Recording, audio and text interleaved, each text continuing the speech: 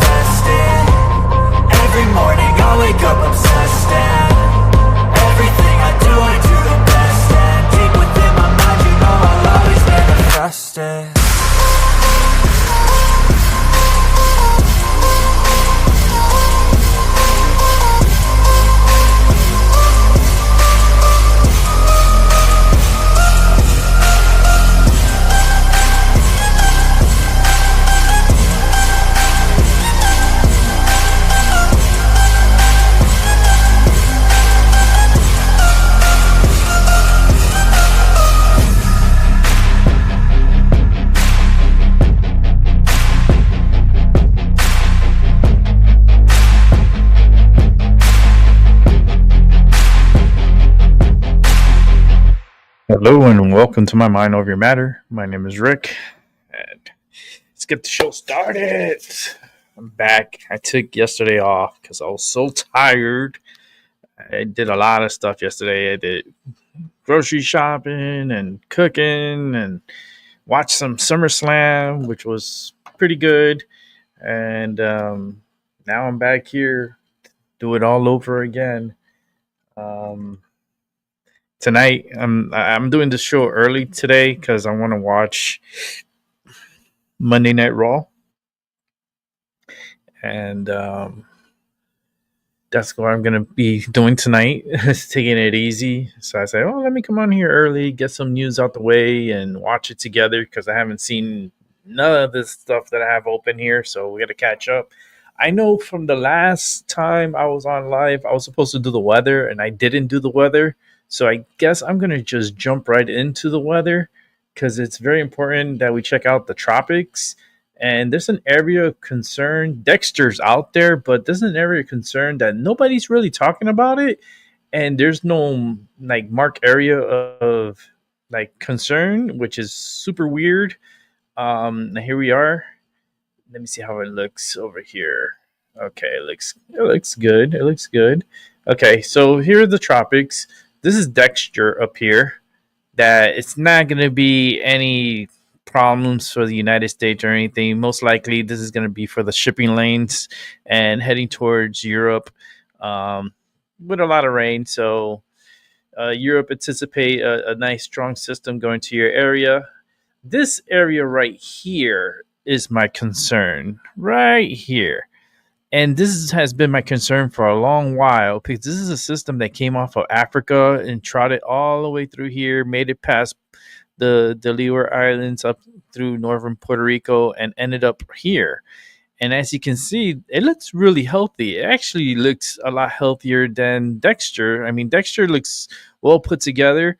This one seems like it's trying to get itself together, and nobody's talking about it. It's like they talking about storms that are invisible, that are not even in the ocean, that's gonna develop and turn into a hurricane. It's gonna go hit Florida. Like that's where the energy is right now. That people are talking about a system that's gonna develop, that's nowhere in the picture yet. That it's supposed to develop somewhere out here in like a week or two, and it's supposed to hit Florida, right? But a system that's literally right next to the Bahamas that looks very impressive is not a word being spoken about. Why is that? Makes you wonder, right? But I'll keep a tab on this. Let's take a closer look at it. Let's go over here to the Northern Atlantic. And you can see Dexter here. Looks not too bad. It has this nice little circulation, but it is a part of a front. So I don't know how they made it tropical, knowing that it's part of a front, but it does have the rotation and the energy with it. So that's why they named it. This system down here is moving like towards the south, probably southwest, and it seems like it's trying to get its act together. And nobody, I've been trying to see if anybody's talking about it, like as far as like other weather channels and so forth. Nobody talking about this right here. And this would be my the first thing that I'd be talking about is this blob of storms that are gathered up together here. Now, if a low pressure develops here, which it can happen, it actually has outflow already. You can see the outflow of the system. This has very much potential of getting its act together. Now they're more concerned of an invisible system that's supposed to develop around here, like at 30%, and another invisible storm from way back here that's supposed to develop and then come across the Bahamas and hit around Florida and Central Florida as a category, maybe 3, 4, or 5. Oh man, yeah, no, just stick to what's around that's the closest to you, and this blob right here is something to watch. We could check out Africa real quick, at least the western part of Africa, which is the Eastern Atlantic. Now, what they're concerned about is this right here. This system that's not even out in the water yet, but they're concerned about this system developing into something and then going towards Florida. I just think this is too way in advance to be talking about something that's in Africa that's going to cross the Atlantic and then develop like 7 to 10 days from now. I just think that's stupid talk right now, because that's too much into the future, and everything is subject to change, especially 10 days away. I'd like to talk more realistically. And realistically, this system right here looks very impressive. I mean, you have, of course, your Dexter, but Dexter is going to be moving out, so it's not a problem. But this right here is going to be a problem because this is in very warm waters, very, very warm waters, and it's holding its thunderstorms together. And I've been noticing and watching this for past, I want to say, 5 days. I've been watching it coming through the Atlantic and made itself into this area right here. Now, the reason why it's not moving northwards or northeast is because there's a high pressure that's going to be developing out here that's pushing this front away, and high pressure is going to build up here. So it's going to be like a blocking mechanism. So we don't know which way direction this blob is going to go. So, and that's your weather for today. It was a quick little weather recap, because nobody's talking about it, and I'm like, well, let me be the one to talk about it, because since nobody else is. Now we're gonna get to some news. I do have a couple of stories up. I don't know which one I want to start with. Let me let's see. Let's go to this Tennessee guy. The one that murdered the whole family pretty much and left the baby alive at someone's doorstep, which is pretty wild. That is crazy. Let me get this set here. Here we go. 13 News at 10 starts right now. This was from last breaking night. News at 10 as the hunt for the man accused of killing a family of 4 is Ew, in Patriots. day Ew, 6. no wonder. And tonight, Boston there Red is an Sox. increase Ugh. in the reward for anyone who can help officers find Austin Drummond. Thank you This so guy, much for so joining he us looks at creepy 10. as hell. I'm Carolyn Serta. Now, Drummond is wanted for killing 4 family members and abandoning a baby in front of a Hey, stranger's LB. home. Hey, Fox Seven. 13's Troy How you Grant has been doing? following this Hope you're having a investigation great very Monday. closely. She is live tonight in Jackson, where authorities tonight are still looking for Drummond. Now, Troy, investigators hope this new reward will help in their manhunt. How much? Yes, Carolyn, the U.S. Marshal increased their portion of the reward to $10,000. That's it. That, in addition to TBI's $7,500, makes the grand total to $17,000. $17,500 for anyone that can bring any Is it information tax-free? that will lead to the arrest I'll of find that 28-year-old fucker. Austin Drummond, who has been on the run for about 6 days now. Both local Yo. and federal agencies have been working around the clock to catch the suspect. Add since another 20 Tuesday. to it, and I'll find That's that when Dyer motherfucker County myself. deputies first discovered a baby abandoned in the front yard, strapped in a car seat. Just after 11 that night, deputies found 4 bodies in Lake County. By Wow. Wednesday afternoon, they'd identified them as the baby's parents, uncle, and grandmother. And Thursday, the TBI named Austin Drummond as the suspect. Friday and Saturday, investigators said they found 2 vehicles they believe Drummond was using while on the run. While they're still searching for him tonight, they have made 2 other arrests.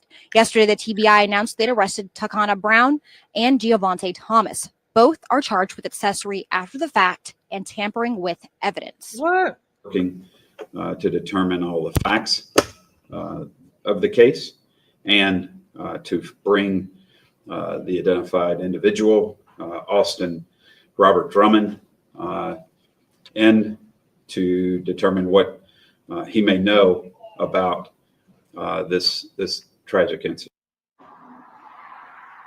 It's not confirmed if either of these guys were with Drummond at the time when he dropped that baby off. Now, as for these 2 men, we do not have much on their criminal history. Thomas was in Madison County for failure to appear, but neither one of them are in the Tennessee Department of Corrections. We are going to keep digging to look for more information, and we will update you as we learn more. Carolyn? That is Fox 13's Troy Grant. Thanks so much, Troy. That is wild. That is wild. I mean, every time I hear the word Drummond, I think of Different Strokes. Remember the father, Mr. Drummond? That's what goes in my head. Oh my God, my brain. I hear the word Drummond, I think, oh, Mr. Drummond, the old white guy, the rich guy from Different Strokes. Such a great series too. It's very I used to like Different Strokes. I used to watch it. One of the I think it was like 1 or 2 episodes was really creepy. And I don't want to talk about it because it was just creepy as hell. And it had to do with like I don't know. It was just a weird. I didn't want to talk about it. I didn't want to talk about it because it's just weird. Let's go to the next story here, and it's related to the story we just watched.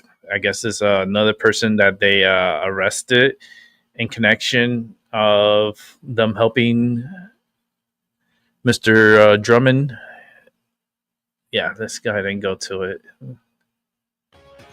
And welcome to News with 3. I'm Kendall Ashman. We start with a breaking news alert. A 3rd person is facing charges in connection to the ongoing manhunt for a suspected killer. News 2's Andre Mayers at the WKRN.com alert desk with the very latest. Hi, Andre. Hi, Kendall. The TBI is searching for an area of Jackson, Tennessee for Austin Drummond. Authorities have been searching for the quadruple murder suspect since early last week, and now De'Ara Sanders is accused of helping Drummond after the killings. 2 men were also charged with accessory after the fact. Drummond is accused of murdering 4 family members last Tuesday. Their bodies found in Lake County after a baby girl was dropped dropped off in the front yard of a home in Dyer County. In addition to state charges, the 28-year-old is now wanted on federal charges in connection with the crime. U.S. Marshals are offering a $10,000 reward for information leading to Drummond's arrest. They believe he may have left the state. If you've seen Austin Drummond, call 1-800-TBI-FIND. He might And be in coming up on Mississippi. News 2 at 5, we hear from Drummond's parents. For breaking news around the clock, go to WKRN.com. Kendall. I would check into Mississippi, you know. He might be there. The most watched news in the Mid-South. Tonight, a Wingstop employee is facing charges after police say she threw hot cooking oil on customers after an argument. This happened 2 weeks ago at a location on Winchester Road. Tonight, 25-year-old Janisa Herring is charged with aggravated assault. Fox 13 Sierra Jordan is live at Regional 1 Hospital. That's where one of the victims is still being treated for severe burns. Sierra, what's the latest on that person's condition? Are you kidding me? Well, Daryl, one of the victims has second-degree burns to 18% of her body. She is now recovering here at Regional 1. Ooh, Now, Wingstop's Memphis gonna get police were sued. called to the Wingstop on Winchester Road just after midnight on July 22nd. Police say 2 customers came into the business to pick up their food order. The customer and employee suspect, 25-year-old Janisa Herring, got into a disagreement about the bill. The customers were 61 cents short. Police say Herring went into the kitchen, grabbed a bowl, filled it with hot cooking oil, and threw it at the customers. One woman was hit in the face and suffered second-degree burns to 18% of her body. She was rushed here to Regional 1. The second customer was burned on her right shoulder. Now, Fox 13 spoke with customers outside the store. Fast food restaurants and customer service is not the same like it used to be. Just lack of care. They just give their food and kind of walk away. You can't really talk to them about, make sure you got this right or that right. And people go back in there to tell them that they got their order wrong, and they just kind of look at them like it's not their fault. So it's kind of like they have like a short temper. Yeah. Again, Herring is charged with aggravated assault. She is scheduled to be in court on the 25th. Daryl? That's Fox 13 Sierra Jordan live in the medical district tonight. Sierra, thank you. That is crazy. Ooh, no. We were just talking. I was talking to Tyson about Wingstop. He ate it. What was it? The day before yesterday? I think it was the day before yesterday. I was saying that I don't really like the Wingstop so much because the wings are pretty greasy, and I don't like greasy food. And I just guess it's just maybe that time they just put my order together and it just threw the wings in there without properly like draining the grease out. I don't like my food greasy. I don't know who does, but I don't. And look at this. You got a grease attack on someone. That's very disturbing. To be honest with you, that's disappointing. Like, I don't know. That's just weird. Weird. Yes, it is. Let's go to another story real quick. Let's see what we got here. Turn this back on. Oh, we got an airplane incident. There was an engine failure on a airplane. A United Airlines pilot calls a mayday as engines fail moments after takeoff. And this is taking off, I believe, out of Washington, D.C. I don't trust the airlines as far as their mechanics and their service. They're doing a shitty job, and you could tell that they're doing a shitty job by the amount of airlines and fires and a bunch of things that are going wrong. I believe this is a sabotage, something they're doing to sabotage the airlines. I don't know. That's just my assumption, right? It's my mind over your matter. So let's take a look at this and you be the judge. That's crazy, right? Here we go. Failure, engine failure, left engine, United 108, declaring emergency, mayday. United 108 Heavy, roger that, sir. Being able to make your way back into the field at this time, you can turn right, heading 100 if able. Right turn to 100, United 108 Heavy. United 108 Heavy, when able to stand taxi, sir. There's nobody between you and the field. I'm going to keep you down with that one at 6. How many shows? 2999. Okay, we're level at 5. We'd like to just stay here. 108 Heavy, say again, please. Right turn 100.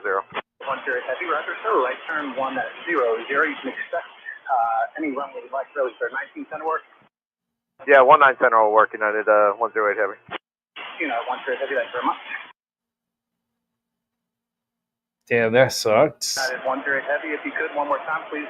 Left engine failure.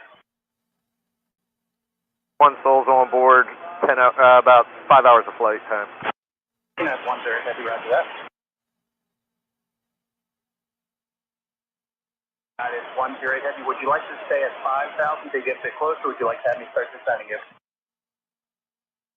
You're on final, United 108 heavy. 10 heavy, good job, sir. Advise if there's anything I can do. Again, the Dulles altimeter is 29 or 9 the wind to Dulles 210 at 4. Copy, and setting up for the ILS 19 center.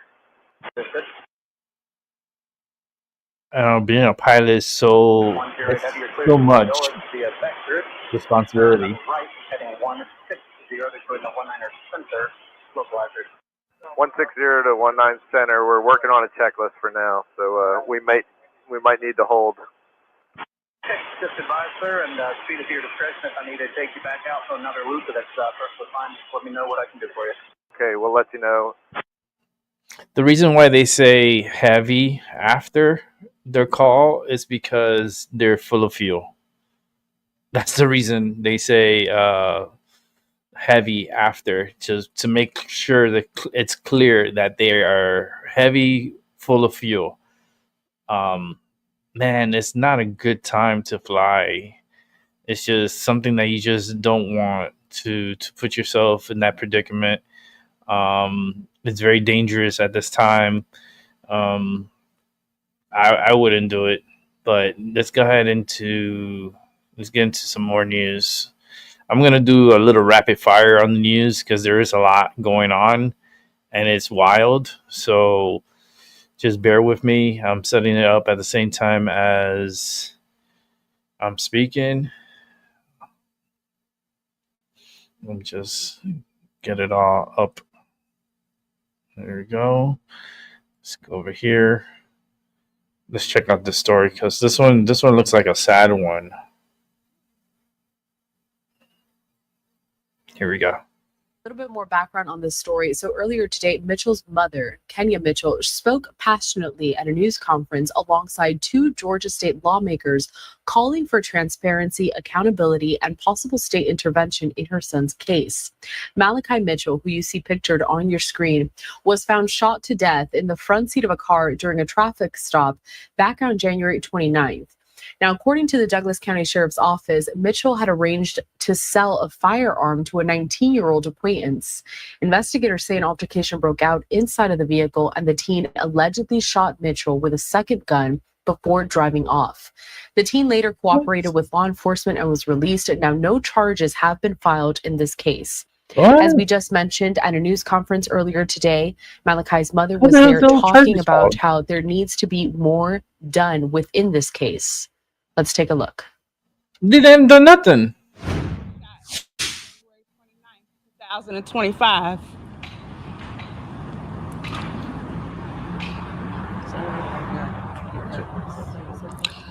January 29, 2025. My son was tragically killed and murdered during a firearm sale. The buyer came to pick Malachi Mitchell up from his home. Malachi Mitchell got in the car with the buyer as a passenger. When Malachi got in the car, according to Douglas County law enforcement statement, after the sale was completed, the driver then pulled out a second firearm and fatally shot Malachi Mitchell several times. Why? After he shot Malachi Mitchell several times, he then rode around with Malachi Mitchell, lifeless body in the passenger seat for a period of time before he was pulled over for reckless driving and running through red lights. When he was pulled over for reckless driving and running through red lights, Douglas County Sheriff Deputy saw Malachi Mitchell in the passenger seat shot to death. They then took the killer in for questioning and let him go within a few hours What? of killing Malachi Mitchell. They let him go. There was no booking. What? There is no police report. There is no 911 call, and there are no traffic tickets. Of course, there's no 911 call. There is He was no pulled over. paper trail for Malachi Mitchell's murder on January 29th, 2025. Myself, Kenya Mitchell, has not heard from Douglas County authorities or law enforcement in over 6 months. What? Not one visit to my door. I did receive a phone call on August 1st from a DA advocate letting me know that the file is under review. Now, I was told that information from a reputable source 3 weeks ago, but it took for me to go on V103, for me to go on Fox 5, for me to go on 11 Alive, for me to get a 10-minute phone call from a DA advocate from Douglas County. What? And still no answers. Only, Miss Mitchell, it's under review. Oh my God. I don't know how many times Malachi Mitchell was shot. I don't know where Malachi Mitchell was shot. I don't know why Malachi Mitchell was shot. And I don't know why the killer is still walking free to this day. Oh my God. With no charges. And they continue to protect his name, the killer. Now they say, Douglas County says that they are protecting the killer's name due to possible gang retaliation. What? However, I am deeply concerned by that, considering that us as a community, if this gang is such a threat to the point that they are and protecting a cold-blooded murderer, I feel as though they should let the community at large know what is the name of this gang. What does this gang look like for the safety of our community? I am puzzled. I am too. That they have not released the killer's name. Wow. And in the 2-minute statement that they made, it's very concerning because the law enforcement officer sounds very defensive. What? The law enforcement officer clearly states cold-blooded murder, almost, to my understanding, premeditated if you have a second firearm. Yeah. Malachi Mitchell was not shot with the firearm that he was selling. The firearm that Malachi was selling was never fired. And after the sale was completed, that means Malachi Mitchell was unarmed. After the sale was completed, those were your words, Douglas County. After the sale was completed, the driver, the killer, pulled out a second firearm and fatally shot Malachi Mitchell. Oh my God. We have no answers. Oh, I feel so bad. We have a for killer her. walking free because Douglas County lack She's of mad. investigation. She's mad. You could tell. What story and the way that the Douglas County law enforcement made that statement, he was very confident about that statement, but it's a little concerning because you only have one side of the story. My son is deceased. I am his voice. Oof. I am Malachi Mitchell's voice. That You're is the never mama. going to go away. Oof. I am Malachi Mitchell's voice for the rest of your life and for the rest of my life. I am Malachi Mitchell's voice. Wow. And it is my duty for everyone to know the truth about what happened to Malachi Mitchell. That is On January how the 29th. hell And did- me as the mother, when I got to the get scene it. between 2:42 a.m. and 2:46 a.m., there was only a corner van there with the doors open, no stretcher. All I could see was a silver type compartment. There was no stretcher, so my son was on the ground, Douglas County. Where's the crime scene, Douglas County?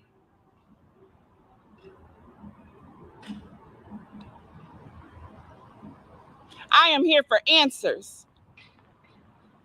I am here for answers, and I'm not going to leave until these answers are brought to me and my family and my community and my family and my friends about Malachi Mitchell. Now, they're creating a narrative to put slander on Malachi Mitchell's name, to continue to create a narrative about Malachi Mitchell. Now, I am a deep believer that the truth shall prevail. There's no reason for me to sit up here and defend the man, Malachi Mitchell, because the truth is the truth and it don't need no proof. Time will prevail the truth behind all of this. And I am more deeply concerned that Douglas County has done this to not my family, but several and dozens of families. Douglas County has went silent on dozens of families that deserve answers. Wow. And I'm here for them as well. I'm standing for all of the families, Douglas County, Paulding County, all the counties, for the investigators that are not doing their job, and we suffer from their silence. And not to mention, we as taxpayers are paying for the lawsuits that are piling up in their office because of their silence. Now, if you don't want to stand for justice, stand for them taking your dollar. Because you as a taxpayer are paying for the thousands of lawsuits Douglas County has piling up. And that's public records. And also, Mr. 10 Pounds is also supported by the Republicans. That's also public records, where they put forth over $250,000 behind Mr. 10 Pounds, and that's public records. I wouldn't make it political, though. Don't make it political, because then you're going to lose a lot of support. Now, she shouldn't I'm have here to made get it justice political. for my son, but I'm also here to speak up for the rest of the families of Douglas County and Paulding County that you, Douglas County, have done to them. Because Douglas County is family operated. Douglas County is family operated.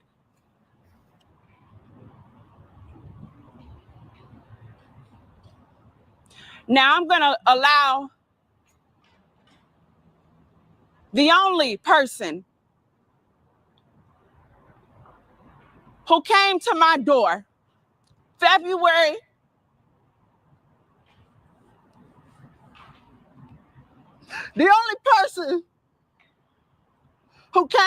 'Door from officials, from state officials, is Miss Sylvia Wafer Baker. Okay, can you let her speak She then? honored Malachi Mitchell with a proclamation at his beautiful service on February 21st, 2025. Yeah, but where's the killer? Now, I beg the public Don't make it political, but to stand with me for justice, because I'm not going nowhere. Who's the killer? This is the first of many. I will stand out here in the rain. I will stand out here in the snow. I will stand out here in sunshine. I will stand out here no matter what, Douglas County. It's summertime. There ain't no snow coming. How can you sleep at night knowing you took a person's son away from them and left them with no answers, as if their child was a dog on the street? And the killer walking around making posts bragging about getting away with cold-blooded murder. My deal is, like, why would he be selling a gun at that time? So is that the message you send in Douglas County? Douglas County, are you sending a message that we can kill somebody and ride around with them recklessly? That's and crazy. Walk away and go live our life? Is that what you're telling us, Douglas County? The individual drove him around dead. Because the Douglas County I know, if we look the wrong way, you're gonna pull us over and take us to jail. The Douglas County that I know, if I go in Walmart and take a piece of gum, you have the right to remain silent. Do not speak. So what? Who allowed this killer to speak, to walk out of the jail with nothing within hours before I even knew the identity of my son? Douglas County, you didn't even do fingerprints to confirm the identity of Malachi Mitchell, and the killer was at home with his family. within 12 hours of the murder. What investigation did you do? And Douglas County, when I ask you, what made you let him leave the scene? Douglas County, you told me the statement and the evidence at the time, you made the best decision. I challenge that, Douglas County.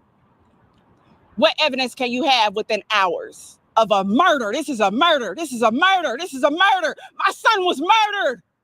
Do you understand me? I'm telling you, we heard you already.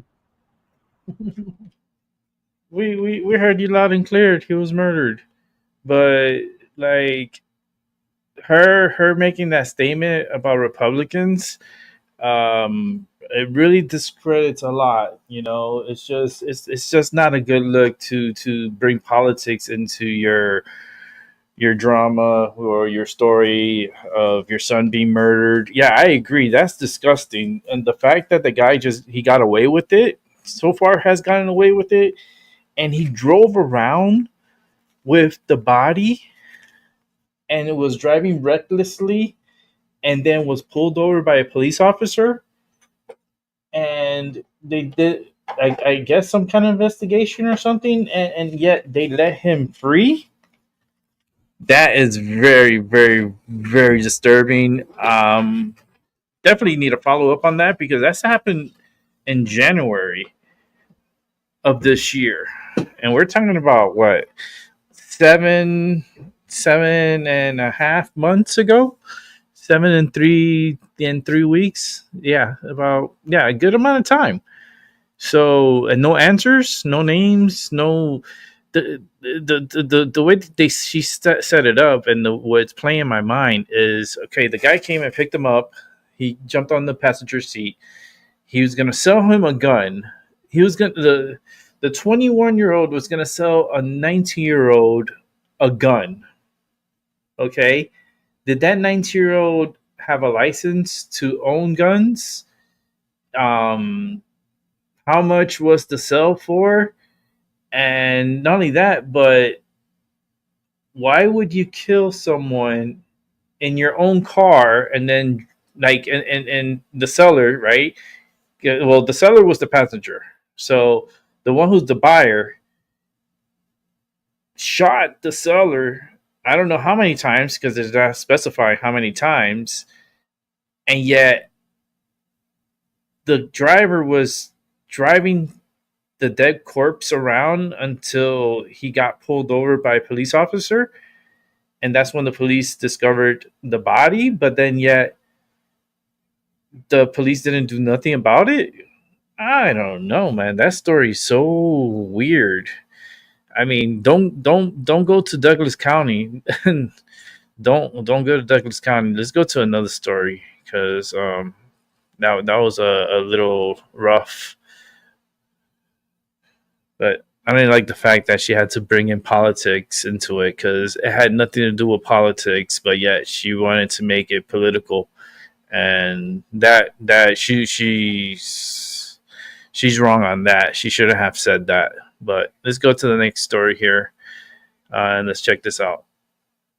We are following some breaking news at this hour. That breaking news happening out of Los Angeles, California. And this is a live look right here at downtown LA as 2 people have been killed, 6 others hurt in a Los Angeles, California shooting. Right now, LA police are currently investigating this after gunfire erupted at a street party in downtown Los Angeles overnight. That is according to officials. And that is where we find Fox 11 LA's Mario Ramirez with the very latest. And Mario, I know that this is breaking news, details still coming out, but what can you tell us so far? Hi, Stephanie. We have an active homicide investigation by the LAPD. And as you mentioned, this is just getting started, this investigation. When we initially got to the scene a few hours ago, LAPD investigators told us they were still working on a full count of victims involved. But as you mentioned, 2 dead and 6 injured here following that gunfire. And you can see the activity here down the street where we could see the body still remains covered by a white tarp there. Wow, a lot And of bullets on the see if those ground. markers in the street where the shooting happened, likely where bullet casings were found following Oh my that God. violence erupting here shortly That near must have been Paloma an Street and 14th Place. AK-15 or LAPD something, officers 'cause look at all the responding to shots bullet fired, and what they markers. found was a chaotic scene. Multiple people suffering from gunshot wounds, several trails of blood. A skirmish line was actually established to help secure the area as investigators began canvassing for evidence and talking to witnesses. Now, one man around 30 years old was pronounced dead here at the scene, and we've learned a 52-year-old woman drove herself to a hospital where she later died. 2 other men transported in critical condition and 4 others unstable. So that makes a total of 8 people struck by gunfire, 2 dying from their injuries. LAPD investigators say officers who were patrolling the area observed an armed suspect running into that warehouse around 11 p.m. They say the party was shut down. That suspect was arrested, but as people were still gathered here in the street, gunfire erupted, striking several people.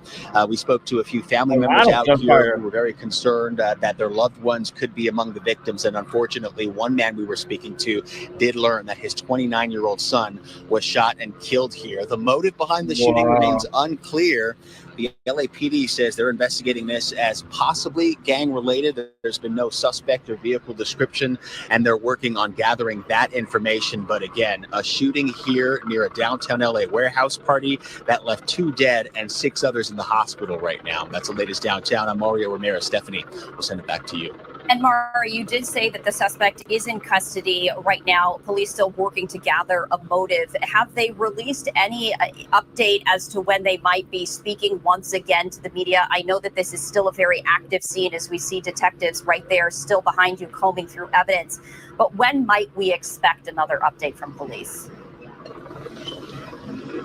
Yeah, we are getting updates as the morning goes along. There is a public information officer here on the scene, which they are providing updates. But this is where it becomes confusing because I did mention a suspect was taken into custody. That was the initial response from police at 11 p.m. An armed man ran into the warehouse party, taken into custody, and the party was shut down. Now, after that happened, 2 hours later, that's when gunfire erupted. So there still hasn't been anyone taken into custody from that gunfire, that incident. And witnesses out here we were talking to said it appeared that the gunshots may have come from a vehicle.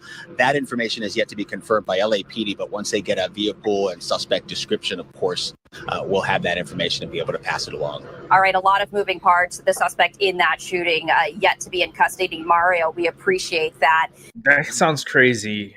Let's get more information on that story. Good morning and welcome to the KTLA 5 Morning News at 11 a.m. I'm Glenn Walker. And I'm Lou Parker. Thanks for joining us. At least 2 people are dead after gunfire erupted outside a warehouse party in downtown LA overnight. KTLA 5 Jennifer Graw live here in Hollywood with the very latest on the investigation. Jennifer? Glenn and Lou, the LAPD were very busy overnight taking care of these parties and responding to these 911 calls. In fact, they had to respond to the same area twice overnight.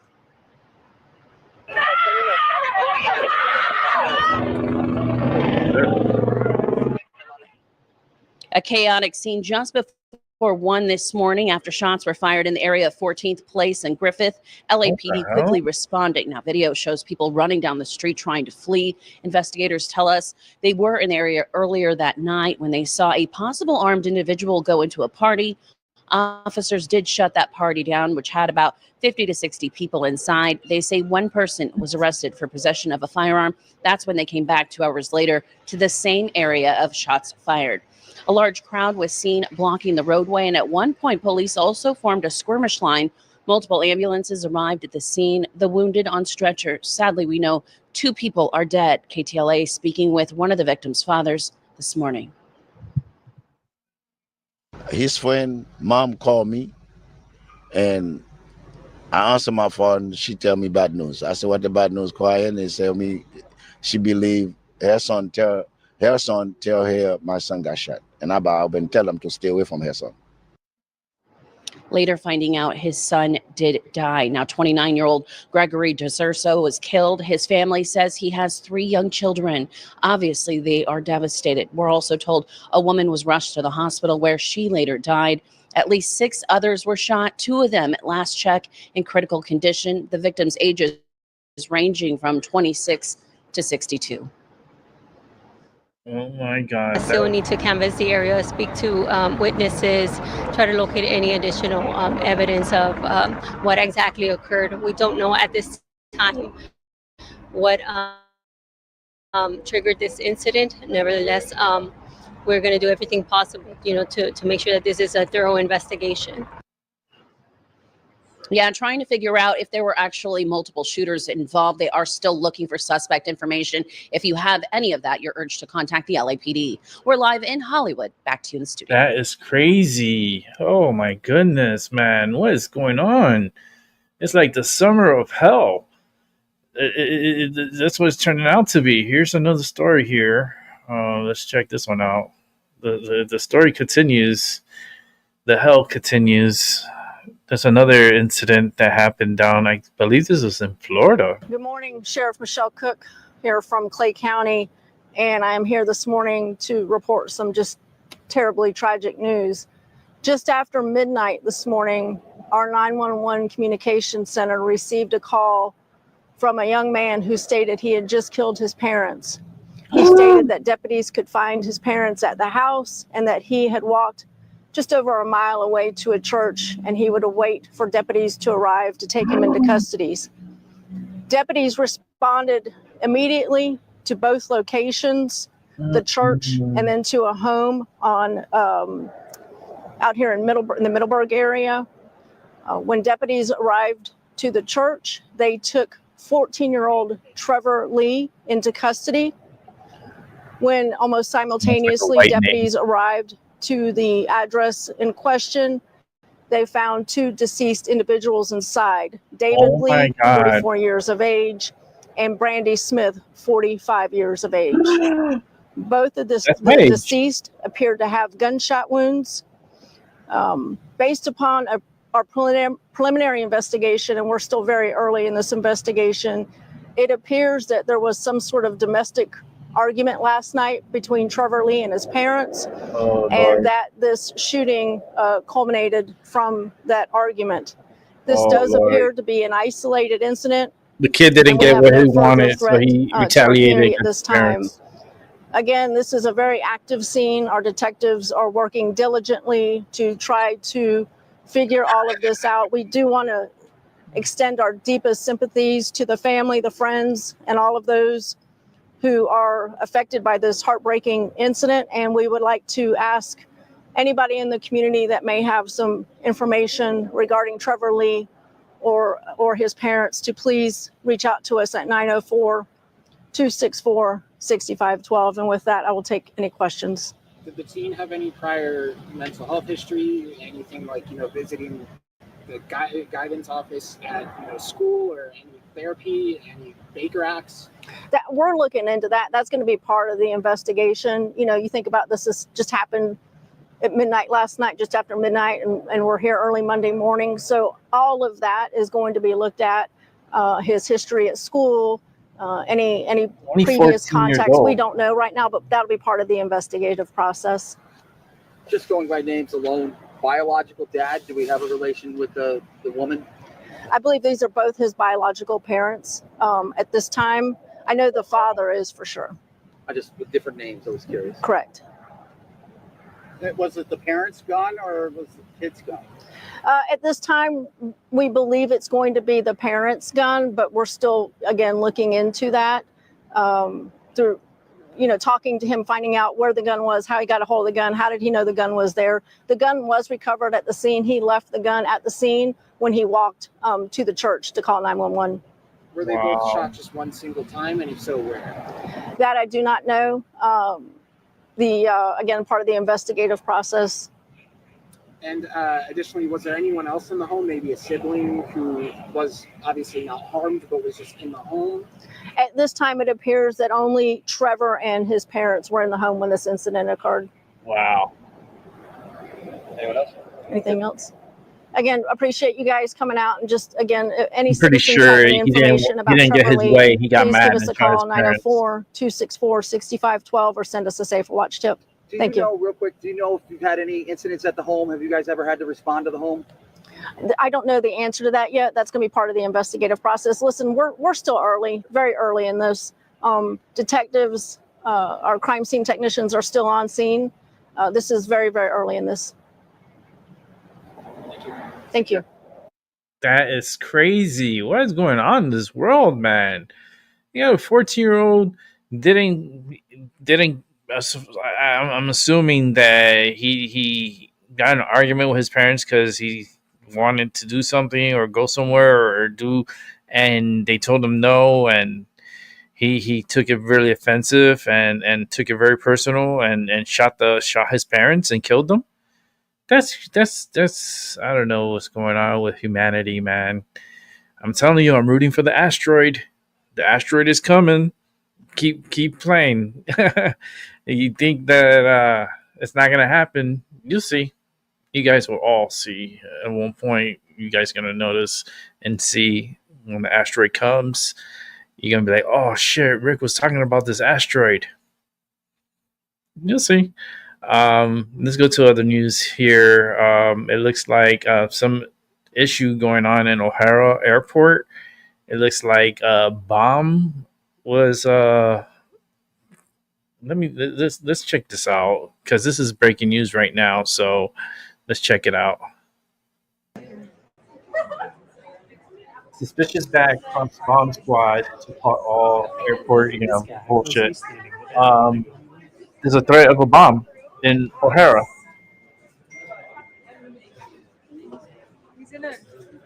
Oh, is that luggage right there? Are they failing everything?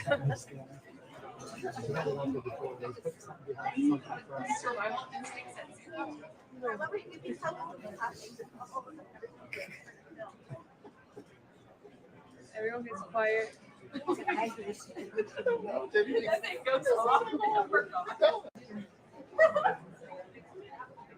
Why would people be standing around there? If that was a real bomb, why would people be standing around there?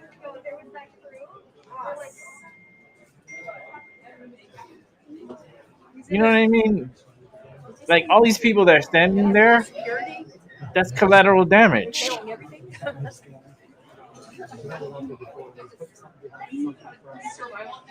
All right. Well, they're just replaying the same footage that we're watching. You have a person here holding their phone, recording, instead of getting away from this area because that could be possibly a bomb. But yet, no, we got to get that video for YouTube. You know, we got to put it on our TikTok and Snapchat and all that good stuff. So, you know, people are so stupid these days. They do stupid shit. All right, let's go to the politics. Let's get into politics. Should we get into the politics side of the world? Yeah, I think we should. Give me 1 sec. Let me close out these windows. We got 2 videos of Tyson to Cruz to go over. So, and that will be wrapping up the show. We got less than an hour to go. So let's go ahead and check on the next one here. Let's go for it. Massachusetts has a horrible gerrymander. Republicans there typically get 35 to 40% of the vote, sometimes even more. They don't have a single member of Congress. And Illinois' congressional map, I would compare to the scribblings of a small child, but it would be unfair to small children. It is a horrific gerrymander. So it's rich. The Democrats have fled Texas to these deeply Democratic states. Well, that was Senator Tom Cotton here on America Reports with us last hour on the irony of the redistricting battle in Texas. Democrat state lawmakers have fled the state to try and block Republicans from redrawing the congressional map. That led to an ultimatum from the That's a lot of red. They face a possibility of facing bribery charges, which is a second-degree felony in the state of Texas. There's one way to cure that, and that is if they get back to the state of Texas and make quorum today at a hearing that we have at 3 o'clock, they can cure themselves of any quid pro quo that would subject them to potential bribery charges. Let's bring in Jonathan Turley, constitutional law attorney and professor at the George Washington University. Professor, welcome to you. Good to see you. So what tools does the governor and the state have at their disposal to get these Democrats back? Well, Democrats have used this tactic in the past. Actually, it was not successful some the last time. medicine. Roll up. And it's the sort of legislative equivalent of a child Time to smoke. holding his breath until his parents yield to his demands. You're more likely to pass out than prevail.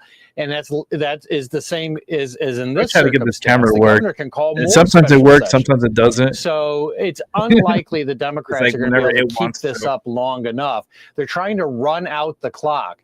Now, what the governor is referring to is itself a difficult process. One of the things that he has suggested is that the Attorney General of Texas can argue that these legislators have abandoned their office. Now, to do that, you've got to go to court, and the judge has to say, yeah, this office is now vacant because of their actions. That's a really tough argument to make, but it is possible, but it takes time. That's what the Democrats are hoping for. They need 100 of 150 members to make a quorum. That's why roughly 50 have fled to these Democratic strongholds. Now, when he refers to bribery, he's saying, look, we're going to hit you with very high fines, and you cannot get other people to pay those fines, and you can't accept money during this flight. And I'm going to argue that that is bribery. Once again, that takes a lot of time. So this is a standoff that ultimately the governor is likely to win, but there's no good options here for either side, in my view. Greg Abbott, in his own words, describing why Republicans are doing what they're doing in the state of Texas. Listen. These voters in these districts won by Trump, they don't have the ability to vote for their candidate of choice now because they're in congressional districts. We have the authority legally under redistricting law to draw districts that align with the voter preferences of the voters of the state of Texas. And Donald Trump proved in these Hispanic created districts that Hispanics, as well as other people in those districts, they want to vote Republican. Yet still, the Democrats, including the DNC chair, Ken Martin, are saying that this is Donald Trump and Republicans rigging the system. His own words. Jasmine Crockett gets moved out of her own district in the redrawing. And this is Democrats ripping into this, Jonathan. Listen here. We really didn't have a choice. This was the only way we could protect our constituents and protect the state. Our duty is to use whatever parliamentary tools are available to us. And breaking a quorum is one of those tools. And it's the only one that will stop Trump from getting his way. It is up to Governor Abbott if he wants to call us back. It is his choice. Does he serve Trump or does he serve the people of Texas? Well, now I'm confused because one Democrat said we have no choice, and then the other said it's the governor's choice. But I mean, make sense of all of this. And how does this eventually end? Where does this go? Well, Sandra, they do have a choice. It's called representing your district. It's called democracy. You can't be much of a defender of democracy. Sounds crazy, Seven. And flee to prevent it from being carried out. There's a difference between denying a quorum in a meeting or a floor. You shouldn't be forced to support Israel. Mothership that's going to protect you. That's not part of this process. That's crazy. I think the governor is right about this, that this goes too far. Ultimately, the governor should be able to hold a special session and will prevail. This has been tried in the past. It has not been successful, except to delay. You know the Keep story. in mind, It's been a if mess these Democrats for are a very correct long that these time. redistricting efforts are going to violate the rights of minority voters, the way that is vindicated is in the courts. You're preventing this from going to the courts. Go ahead, have everyone represent their constituencies, and have the map go forward and challenge it in court. The problem is that if this is held to be constitutional, it really is going to shred this argument. What they're trying to do here is to stop the legislative and political process. And in doing so, they're actually preventing courts from looking at the propriety, the legitimacy of these maps. And as John Bryant, the Democrat from Texas, put it, this is the only way to stop Trump. He said it. That is their goal. Professor Turley, thank you so much for joining us. We appreciate it. Thank you. Hey, Sean Hannity here. Hey, click here to subscribe to Fox. Of Texas Democrats leaving the state, making a last-ditch effort to block Republican plans to redraw the state's election map. New York Governor Kathy Hochul, flanked by Texas House Democrats, said this just moments ago. This is not breaking the law. This is a legitimate process that has been used before. By breaking quorum and being here today, these legislators are getting into what John Lewis might call good trouble. Yeah, good trouble is the best kind of trouble. They've drawn racist lines Trump is to disenfranchise hold on. millions of Texans. Let me talk Texas to Seven. Governor Greg because this is more important. Yeah, Seven. Social media is freaking out about it. Wow. I think it was a bad mistake. Yeah, it's a very bad mistake. Trump's losing a lot of support over it. Yeah, because it's like Israel, has its own issues, and they like to stir up shit and then hide behind the U.S.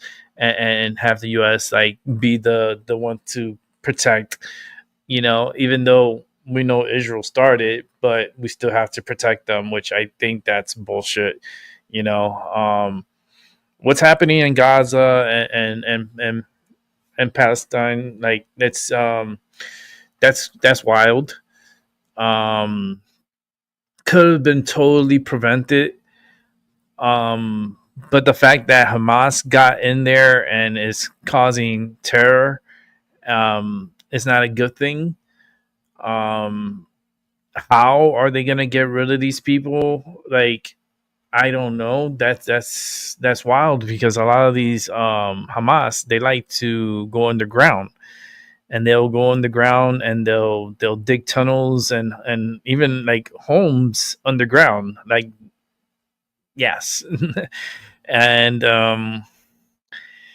but Israel, it's like the United States with Israel, that's always been like a funny thing. And it's all about the book and Jesus and all this stuff. And yeah, the fact that the same Israelis were throwing rocks and stones and needles, and not needles but nails at Jesus as he was walking with the cross, right? We all forgot about that. We forgot about them all taunting him and putting him on the cross, and like, come on, man. You know what I mean? But it's like we have to forget what they did there and the unjust that happened there. But we have to follow the whole story in that book and then believe, right? It's just crazy. It's just crazy to me. My eyes are a little strainy because I put drops in my eyes to help my eyes, but like my vision is just like sucks right now. I felt like everything was going great, but this last month there were a lot of questions. Yeah, especially the Epstein stuff disappearing. Yep, me too. If you've been hearing my show, I was like, I'm ready to renounce and go back into a neutral state of independence. I am a Republican, but I'm not liking a lot of the stuff that's going on within the Republican Party, and especially what Trump is doing in a couple of things, especially the Epstein list, because we know he is in the Epstein list. Like, Epstein was hanging out in Mar-a-Lago. He was there every day in Mar-a-Lago. I tell you right now, Mar-a-Lago was a breeding ground for Epstein to take over to his island. So, I see this. I know this. I see it. It's Trump is not innocent. He's not, and that's why they're trying to like blow off the Epstein case so much and say whatever they got to say.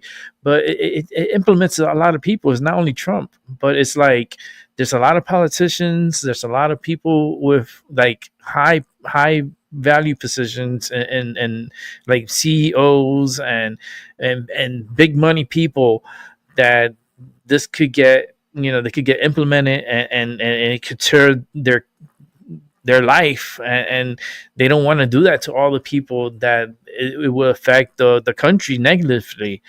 And I know Diddy has a lot into that too, because Diddy is like he's like a tick, right? And the problem, and it goes deep within that world too, because you're just opening up a can of worms with Diddy and Epstein and Jay-Z and all these others that are tied into it. It's It's wild. Right, 7. That's exactly where I'm at with it. Yeah, man. It's me too. I'm like, because I am Republican, and I'm like, I'm but I don't. I'm not deep because there's like, okay, you're right or you're far right.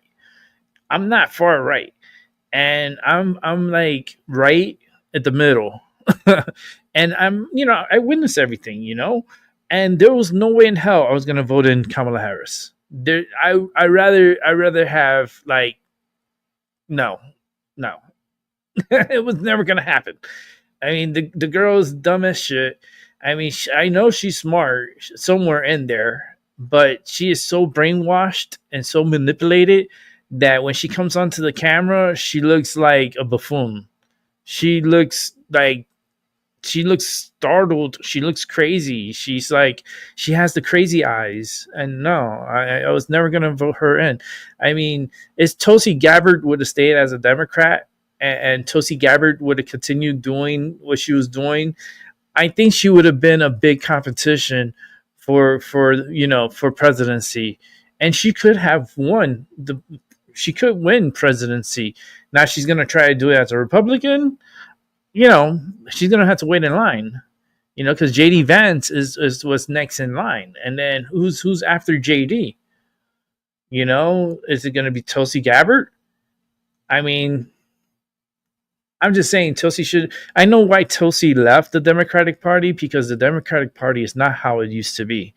It just isn't, and it's lost. It's lost its credibility. That's what I feel. The Democrats have really, with the LGBTQ, I don't know where they're at, multiplied by 1,000 by now. I don't know what letter they're making up letters. They're doing all. I don't know where they're at. It's like I don't care to know where they're at. But the influence, and the fact that they went against the grain and then they left the borders open, like people were just coming through like nothing. And there was no structure to handle this amount of people coming through, and the fact that we're just absorbing them and then we have to pay for them, that's ridiculous, man. Come on, like look at UK. It's happening in UK right now.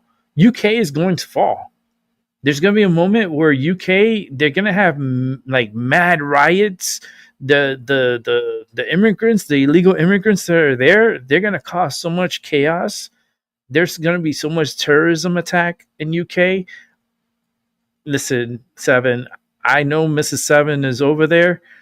I will somehow, some way get her the fuck out of there. Like, get her out of there, because eventually it's not going to be safe out there. It's just not. I wish I could bring Maggie. I was like, come with Maggie. Go pick you guys up at the airport. Like I truly believe that UK is going to fall, and the fact that with the threat of war happening right now with Russia could attack UK and attack like all these areas and say fuck it. World War III. Well, we have to lose everything. Fuck it. Then we're going to throw everything and just get rid of everything. The problem. Could it happen? Yeah. Am I here to witness it? Hell yeah. I would like to see what happens. It's like waiting for a movie to come out, and I'm anticipating, and I can't wait anymore. But something bad is going to happen really, really soon, and we're here to witness it, and it's going to be sad times, but it's just what it is. Ireland is in bad shape right now. Yeah, all of them. Ireland, Spain. Oh my God.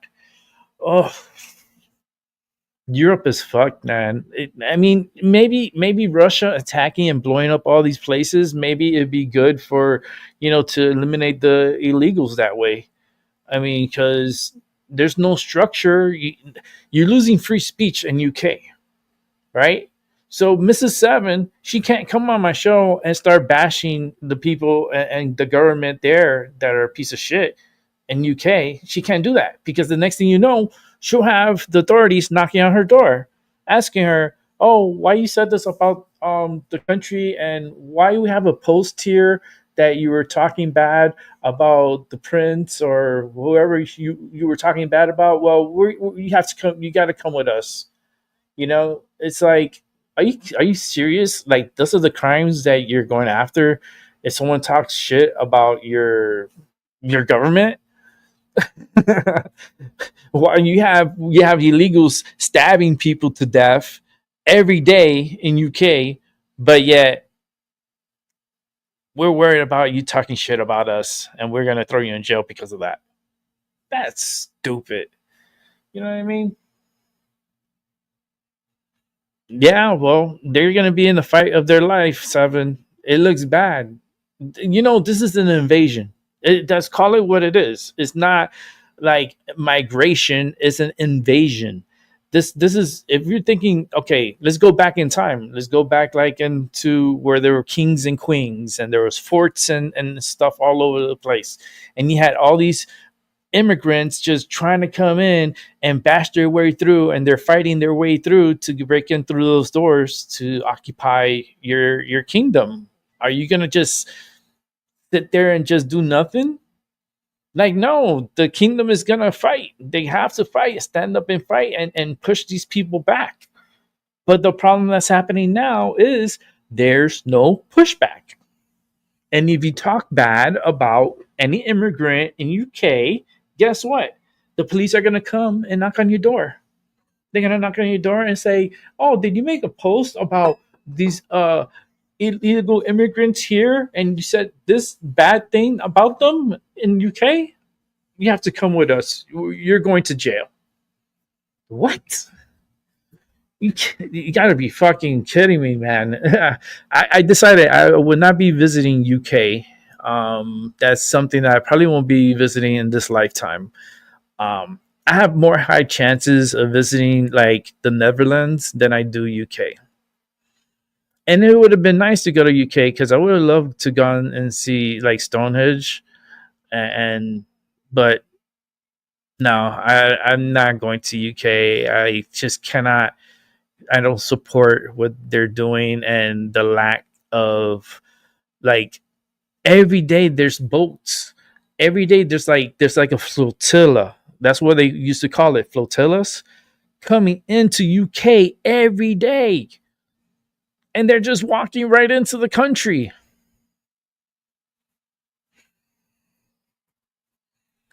I don't know, man. This was all done on purpose. Seven, dude, I'm reading the same book as you and I'm on the same page as you, word for word. Like, yeah.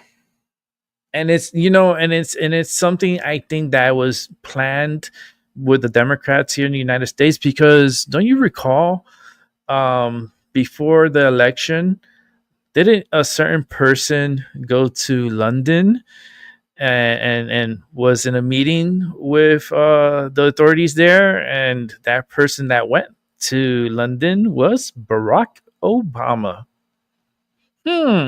Why is Obama going and talking to all these other leaders, especially in Europe? Makes you wonder. It was all part of a plan, and they trying to rush this plan to get it to like destroy. It's like conquer and destroy.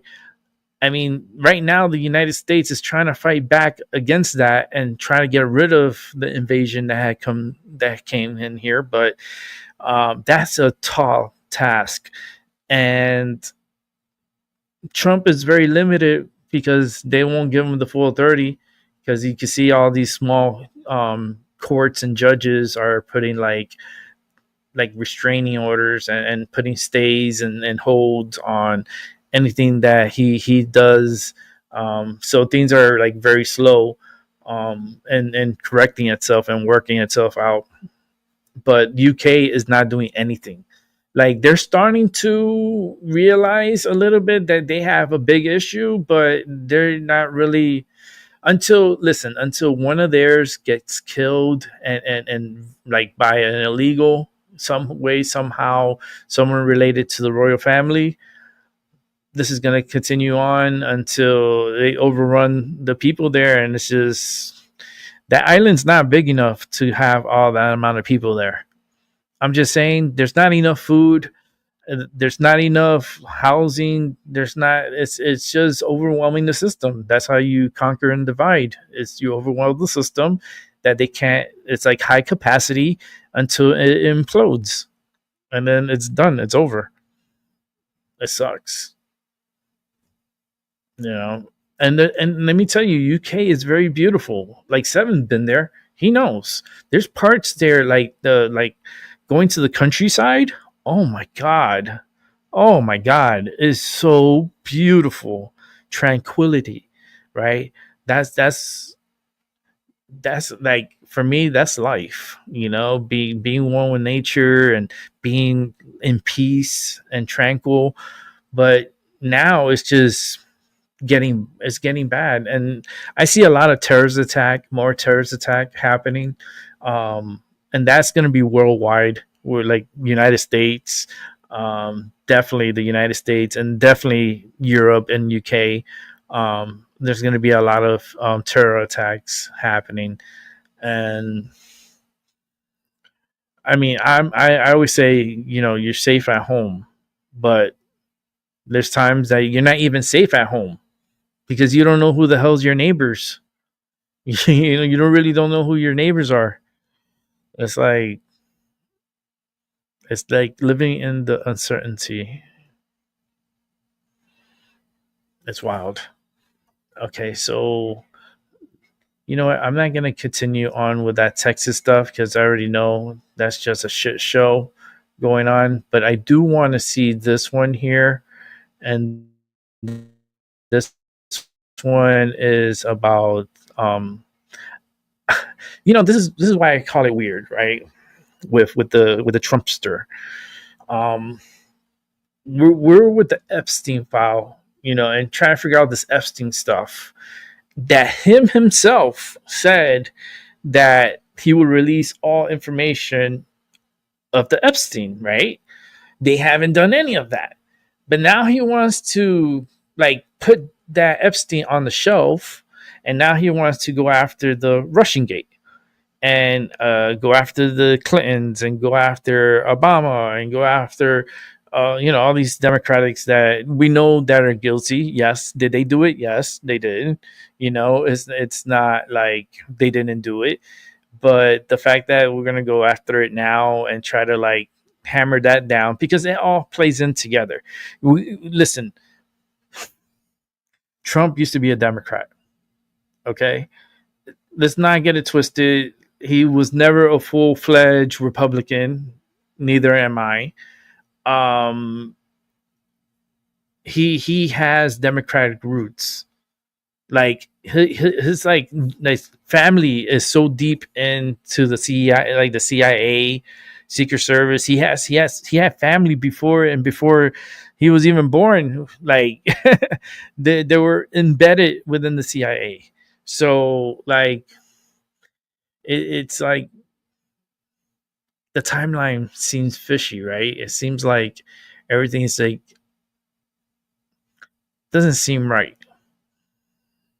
It really doesn't seem right. And the fact that we want to ignore the atrocities that happened on the Lolita Express and Epstein Island, that's despicable.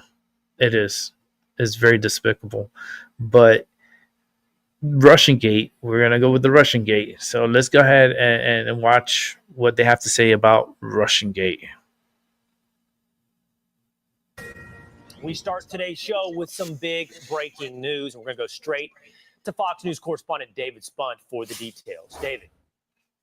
Well, Will, good to be with you. This is coming out of the Justice Department. Fox News can confirm that Attorney General Pam Bondi today signed an order directing an unnamed U.S. federal prosecutor to take evidence to a grand jury relating to an alleged conspiracy to tie then 2016 candidate Donald Trump to the country of Russia. Now, Fox News reviewed the one-page order just hours ago signed by the Attorney General. A source familiar with the probe confirms this as well. While a I don't trust her DOJ either. spokesperson declined to comment on this report of an investigation, Fox is told Attorney General Bondi is taking the referrals from Director of National Intelligence Tulsi Gabbard, quote, very seriously. The spokesperson says that Bondi believes there is, quote, clear cause for deep concern, end quote, and a need for the next steps. Now, this move, Will, comes just a couple of weeks after the Director of National Intelligence, you see her right there, Tulsi Gabbard, sent a criminal referral to the Justice Department regarding what she says proves there was a conspiracy to undermine Trump's candidacy and later his first term in office. Now, to be clear today, there are no charges that have been filed. I no could see her as indictments. president. This is incredibly early in the process. What we have here is taking evidence that I could see Justice her Department believes it more has to a grand jury to than secure JD an Vance. eventual indictment or indictments. We don't know exactly where the grand jury will meet. We don't know who will go before the grand jury, and that's by design, because grand juries determine if there's enough evidence to indict, and grand juries are secretive in the American legal system, so it's normal not to know all of the answers. Again, the DOJ declining on any comment regarding this investigation. But, Will, big news, this was signed by the Attorney General, Pam Bondi, today to take this evidence of an alleged conspiracy to a grand jury with the hope to get an indictment or multiple indictments.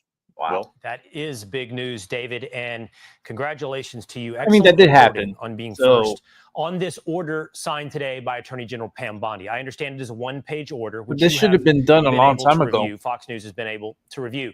I'm afraid I'm going to ask you some I questions. know that COVID got in the that way. need to be asked, but we won't yet know the answer. So let's start with the one that Sure. everyone watching at home is interested in. Who or what names might be the target of this grand jury? Well, that's a great point. We don't know. We know that Tulsi Gabbard, the Director of National Intelligence, has mentioned the names John Brennan, the former CIA director, James Clapper, who had the job before her. But I want to be very clear on the air. We don't know if their names are going before the grand jury. For anybody that has, talked about former President Barack Obama seeing charges, we're told by multiple law enforcement sources that's not going to happen because of the immunity. There's no accountability. That's why I wear that shirt that says "Make accountability great again." Last year that came to actually benefit current President Trump. So while we don't know the names, Will, we know that those are possible names, and we know the Justice Department is serious enough and believes that it has enough evidence to take this to a grand jury. If I may just add in here, a few weeks ago, the Attorney General announced a strike force to go through some of these documents, and within a couple of weeks, feels that she has enough evidence to go forward to this grand jury. So it directs an unnamed federal prosecutor to take this evidence to a grand jury, but the name of that federal prosecutor not clear at this moment. Okay, just a couple more quick questions, David. Sure. Sorry to push the limits of your knowledge, but I want to make sure that we address all the things that are not only in your report, but in everyone's mind as well. The name as well, in addition to Clapper and Brennan, that people will be wondering about will be Hillary Clinton. I understand yet we do not yet have those names. We'll be waiting to hear what names are in that referral to a grand jury. The next thing everyone will want to know, David, is what are the potential charges? Well, the potential charges, and I want to use the word potential, would be lying to a federal official, which is a felony to do so. If you lie to an FBI agent or you lie to another federal official, there could be charges involved with there. And I'm told those could be the most likely. That's something that we saw in the John Durham investigation. He was the former special counsel that was appointed by then Attorney General Bill Barr. And those are the types of charges that he used in his cases. He actually lost both times in court, but he did secure a plea deal with a former FBI attorney for falsifying a document. So those seem to be, or that seems to be, when I say those, I should say that because that's just one charge. But that's the charge in talking to sources that people have been eyeing for weeks. But this letter, this initial letter, signed by the Attorney General that we reviewed does not say anything about specific charges. It just directs an unnamed prosecutor, hey, you have jurisdiction that's out of your normal jurisdiction. You can go anywhere in the United States and you could bring this evidence before a grand jury. and a grand jury will come back with formal charges, a formal indictment. But a prosecutor, whoever that may be, as you point out, can and should make suggestions to a grand jury on which way they decide the evidence points. Ultimately, they decide whether or not there's probable cause for an indictment. Last question for you, David. Sure. The one-page order, which you have reviewed, suggests it is an unnamed prosecutor, but it seemed to open up, and I'm listening to you intently here, it seemed to open up potential jurisdiction to anywhere that seems appropriate to that prosecutor. So I take it this doesn't necessarily mean it would be in Washington, D.C., not necessarily in New York, potentially could be filed charges anywhere in the United States. Yeah, that's what we're told. We're told that the Attorney General has the ability to confer that ability on any everyday federal prosecutor to give that jurisdiction to sort of widen out for the entire United States. And we're being told that this is not a special prosecutor or a special counsel, as we saw with Jack Smith and John Durham and Robert Hur. We're told this is just a federal prosecutor that is being given this temporary jurisdiction to take this before a grand jury. But at this point, it's I'm gonna show you the shirt to as a special counsel. Just to complete the OCD of my curiosity, David, we've covered who, what, and where. I am compelled to ask you then when. Any sense of timeline on this grand jury? I'm told that it could be months before anything actually happens as far as seeing any sort of results from the grand jury. It's not clear how long grand juries sit in each different jurisdiction. They're impaneled for different amounts of times. I've covered cases before where one grand jury hears some evidence and they're just getting ready to say, we're going to indict, and then their term and their service is over, so another grand jury comes in. I think that in speaking to the people we spoke to, they want to move quickly on this, but it all depends on what the grand jury wants to do and the amount of evidence. But I'm told that any indictments, I want to be clear, if there are indictments, because grand juries can come back and say, we don't think there's enough evidence for indictments, that may take a little while.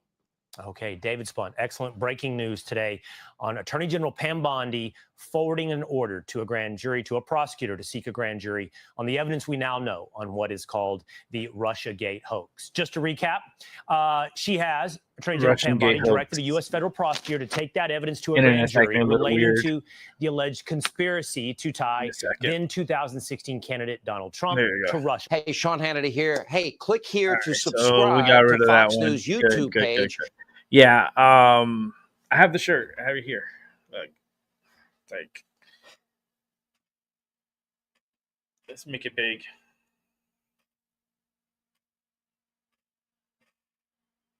Make accountability great again. This is a design that I created with Tyson de la Cruz. It was a collaboration between me and him. I just came out with because I kept saying make accountability great again. And I told him, let's make a shirt, and let's make accountability great again. And yeah, he has this on sale on his channel. And yeah, I'm pretty sure he has all sizes. It's I got me that's my prototype. But all proceeds are you just go and just buy the shirt.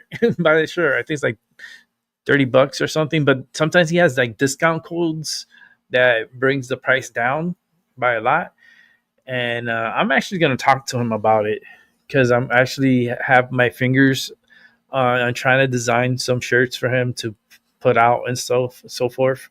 So I need to put my thoughts into his mind and get him to make the hats are cool. I would think the MAGA make accountability great again. Put it from top to bottom like that, and then make accountability great again. And that's the true MAGA, because America was always great.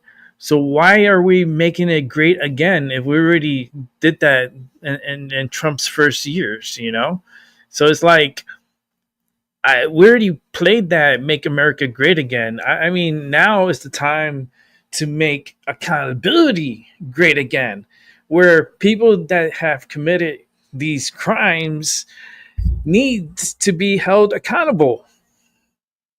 Listen, I already passed this message to a future congressional candidate that's running out of Connecticut. His name is Jonathan Brosa. Barsa. I forget his last name. I gotta remember. I just met the dude. We had a great conversation. I had a great conversation with his wife. I really feel good energy about him. He's trying to do. He's running as a Republican out of District 5 here in Connecticut, and we're trying to flip like District 5 here to red. We're trying to like take down these Democrats here in Connecticut that their thinking is just very polluted and it's not good for society. It's just not. You know, I can agree to disagree, right? It's like we don't need to compromise on everything, but damn shit, we need to like have some kind of structure.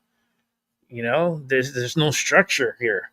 And I want Jonathan to do well. He's running for Congress, and he was telling me, he's like, damn, Rick, you should run for Congress.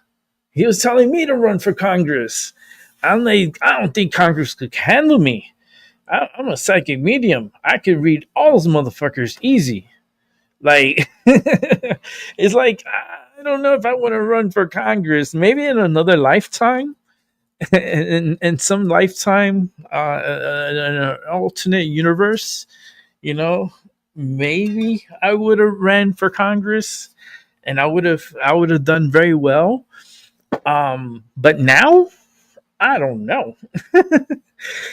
I don't feel like I want to get into. I like my peace.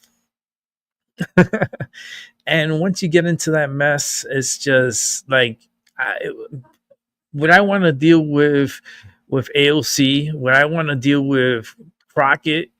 Like, I'm like, Crockett, okay, your new hairdo, I don't like it.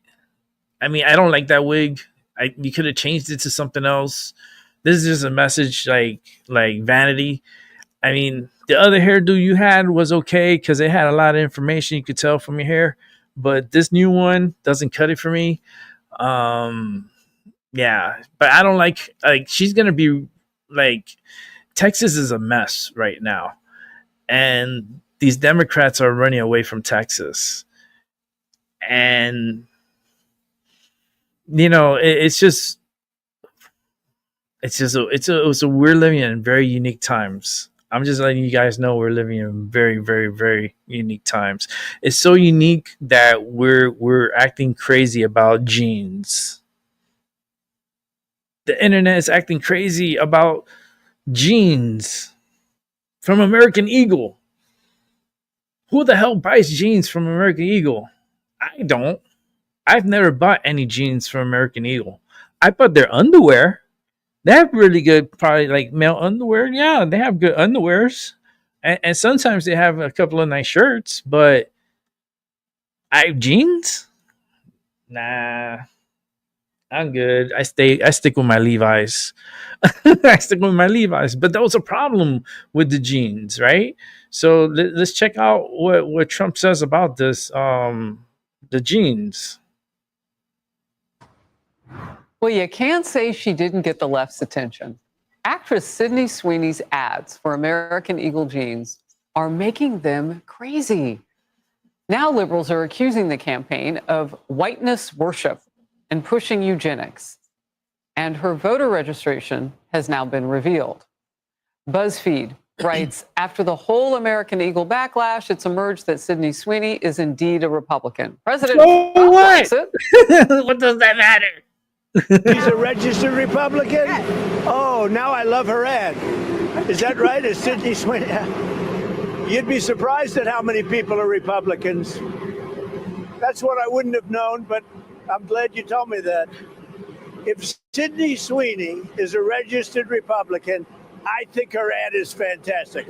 Oh, yeah. Damn. Yeah, and if people don't know how he won, he said, yeah, you'd be surprised at how many people are Republicans. He knows. Madeline Rivera is with me now. Madeline. Yeah, I'm a Republican. Hey, Harris, this ad just keeps fueling more chatter online. President Trump is bringing this up again this morning on Truth Social, saying in part, Sydney Sweeney, a registered Republican, has the hottest ad out there.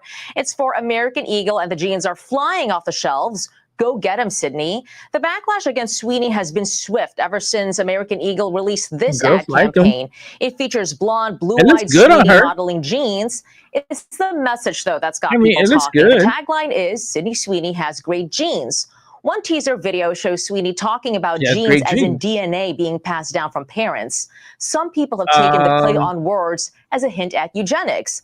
Others, though, say folks are reading into this way too much. Senator Ted Cruz is slamming the left, saying they've come out against beautiful women, adding, I'm sure that will pull well. Vice President J.D. Vance indicates this is not the hill for the Democrats to die on, though we should note we've not seen prominent Dems react to this ad. Why jeans? It actually reveals something pretty interesting about the Dems, though, like so low, which is that you have like a normal all-American beautiful girl doing like a normal jeans ad, right? They're trying to sell jeans to kids in America, and they have managed to so unhinge themselves over this thing. And it's like, you guys, did you learn nothing from the November 2024 election? Regardless, American Eagle is sticking to its ad. Their statement last week says in part, Sydney Sweeney has great genes, and always was about the genes. Her genes, her story. Sweeney has yet to publicly respond to the controversy. Harris, back to you. Madeline, thank you. In focus now, Laura Trump, host of My View. And you know, Laura, this is so confusing to me because first of all, liberals couldn't define a woman, but they want to tell people which women they cannot like. Know. The whole thing is crazy. Harris, imagine this is about blue jeans. Yep. This is how unhinged and crazy people on the left have become. And I got to say something.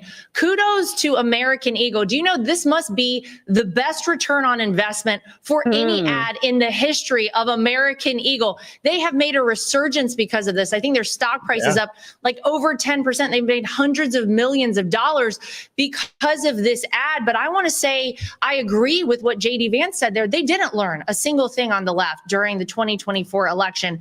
They're focused on things that don't matter to people like DEI and identity politics, and not on things like making people's lives better, coming up with great solutions to heal the country, to close the border, to stop the wars around the world.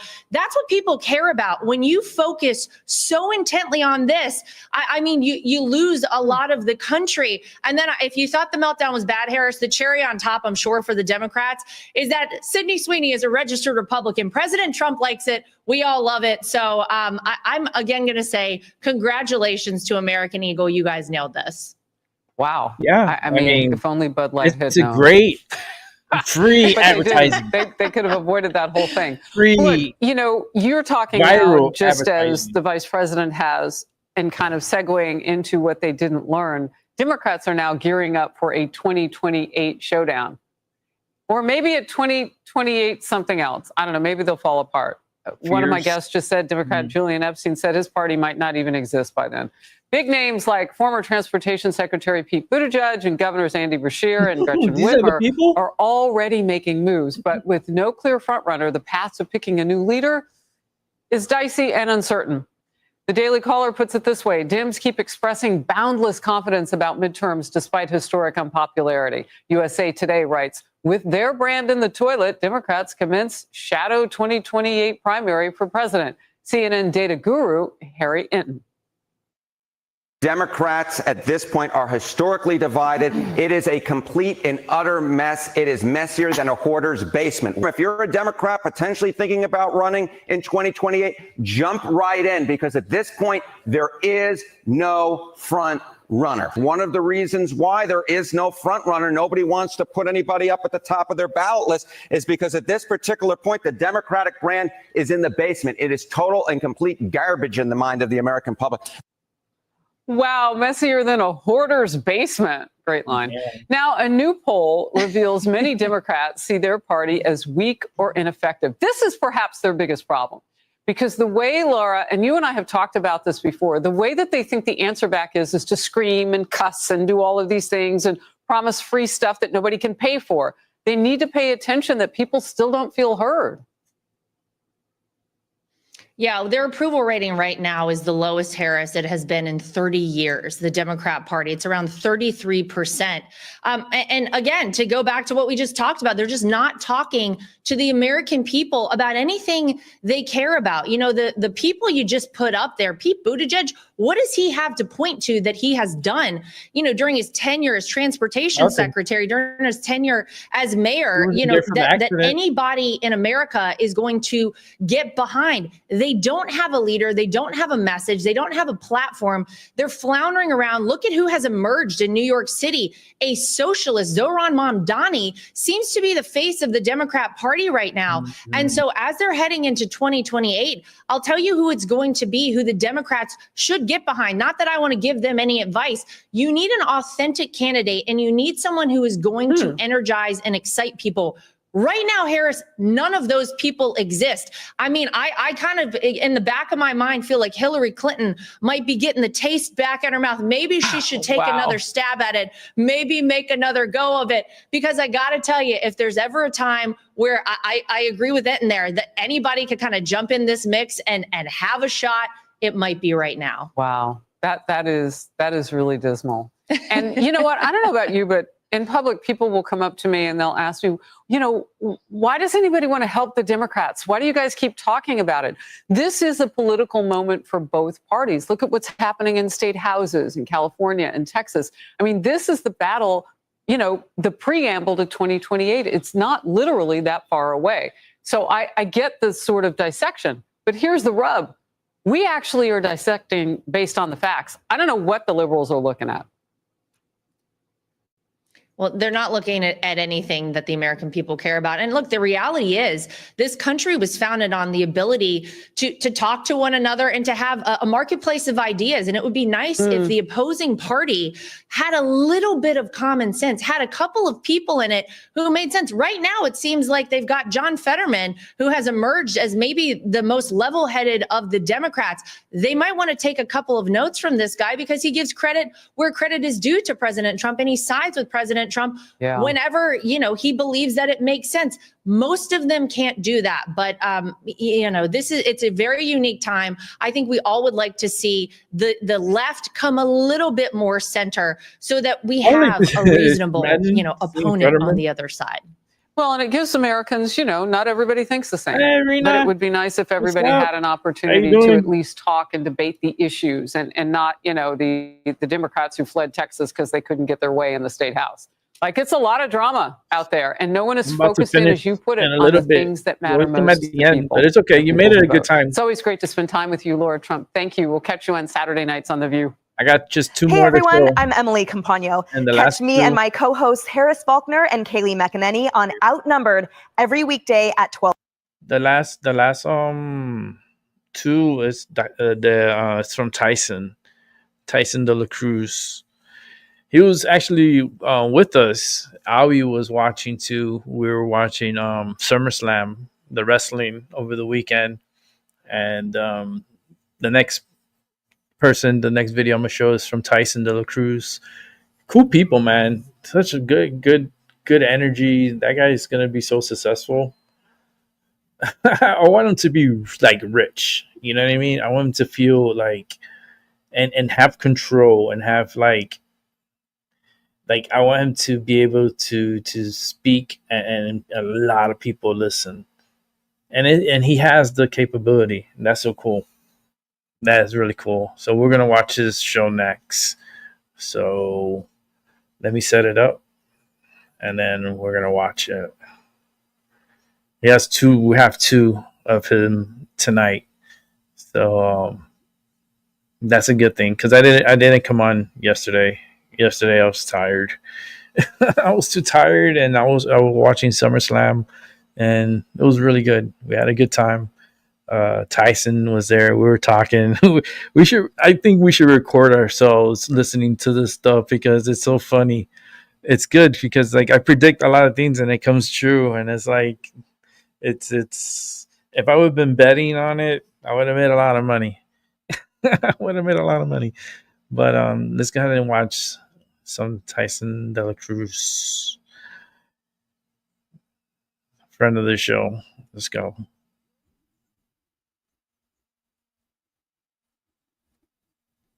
Okay. And have sex with 13 to 15-year-olds. America, we just got some details on one of the most successful predator stings in recent history. Marion County Sheriff Billy Wood just announced the arrest of 40 men who thought that they were meeting children as young as 13 years old for X. But here's what's going to make you sick. 7 of these predators were illegal aliens, and one was a UCF student here on a visa that the university initially refused to revoke. Wow. It's gonna be these interesting. vile individuals right here. These vile individuals, they showed up with condoms, cocaine, alcohol, and many other drugs for a child. What is up, guys? Tyson De La Cruz here. Thank you so much for rocking with me. This is exactly why we need strong law enforcement and why we can't tolerate sanctuary policies that protect predators. These monsters need to face the full extent of the law. And trust me, they're going to get what's coming to them. Let me break down this 6-day operation that Sheriff Woods calls Seek and Find Out. And boy, did these predators find out. 40 men ranging from the age of 18 to 64 were arrested after deputies posed as children online. And these sickos arranged to meet them for X. This investigation lasted 6 days. This operation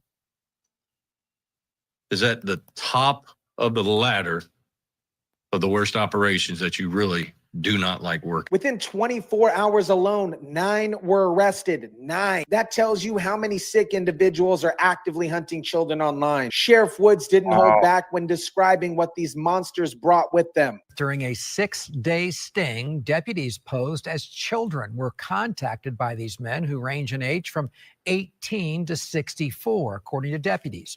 This wasn't just about meeting kids. These predators came prepared with drugs, alcohol, and contraceptives. They knew exactly what they were planning to do with these kids, and they brought everything that they needed to commit crimes. And here's where the story gets really infuriating. 7 of these 40 predators are not U.S. citizens. They are illegal hombres. 1 from Mexico, 1 from El Salvador, 1 from Jamaica, 2 from India, and the other 2 from Dubai. Sheriff Woods made it crystal clear how he feels about this. So you want to know why we want these individuals out here that are not U.S. citizens? Why are we doing what we're doing in the state of Florida?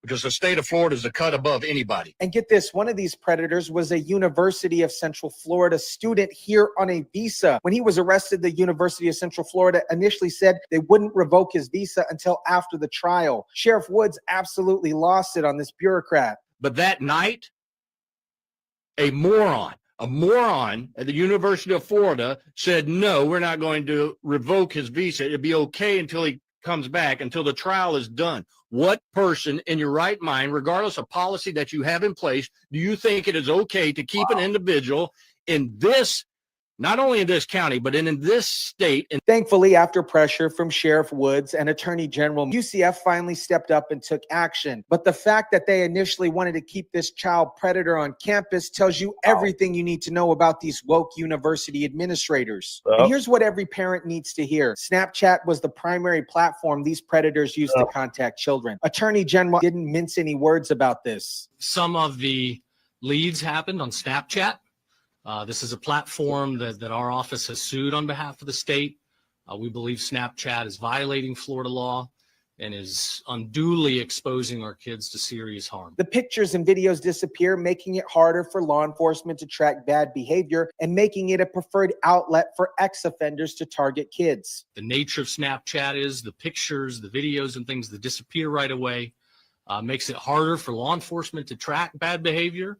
And it makes it a preferred outlet for sex offenders to go after kids. Parents, if your kids are on Snapchat, you better be monitoring every single interaction. These predators are using multiple social media platforms and dating apps to hunt children, and they're getting more sophisticated every single day. Sheriff Wood shared some specific details that are going to probably piss you off a little bit. One 50-year-old man wanted to meet a 15-year-old boy, and when he was arrested, his response was, "My wife is going to be very upset." No crap. Sheriff Woods had the perfect response. you know what his response when these handsome fellas met him? My wife is going to be very upset and family. Well, I hope they are. And here's a message to his wife. I hope she gave him the finger and told him to get the hell out of the house. Another predator drove 50 minutes to meet a child and brought 7 unopened condoms. One offered to pay $50 and said he even brought party favors, whatever that means. And get this, one monster brought 31 grams of cocaine and 9.2 grams of crack cocaine, 20 grams of meth, and 18.5 grams of marijuana, all for a child. Here's one. 31 grams of cocaine, 9.5 grams of crack cocaine, 20 grams of meth, 18.5 grams of marijuana. But the worst case involved a predator who admitted to deputies that he already had multiple sexual contacts with juvenile boys in the past, including a 9-year-old. Sheriff Woods didn't hold back on this one either. This individual admitted, disclosed to my detectives, has already had multiple contacts, sexual contacts with juvenile boys, and in the past with a 9-year-old. 9-year-old. It's about 5'8". My opinion and my opinion only. This piece of shit has no right to walk this earth. And here's something that gives me satisfaction. These predators are going to have a real tough time in prison. These crimes are unexcusable. Wow. And these men and women that did the investigation, they dot the I's, they cross the T's. Wow. And like I told you, the majority of them are fathers and their mothers.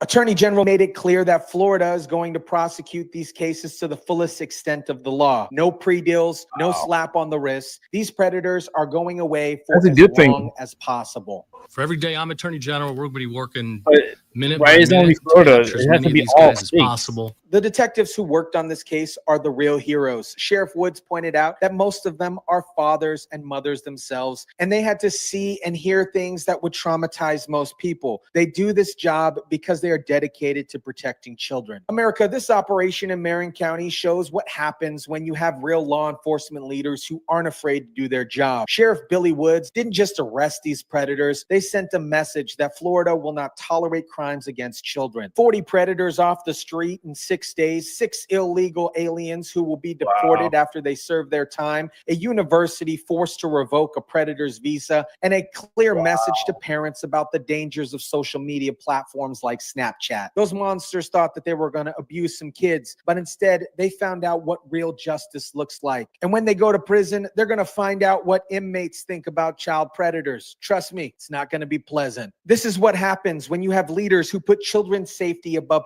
political correctness. No sympathy for predators, no excuses for illegal aliens, and no tolerance for universities that want to protect criminals. Again, this was another tough one to cover, but these victories need to be celebrated. 40 predators behind bars means 40 fewer threats to our children. Let me know what you guys think about this. Drop it down in the comment section down below. Smash the like button if you kindly would. Share, subscribe, and as always, guys, I'll catch you on the next one. That's so cool, man. You guys gotta subscribe to this channel. Let's do this video.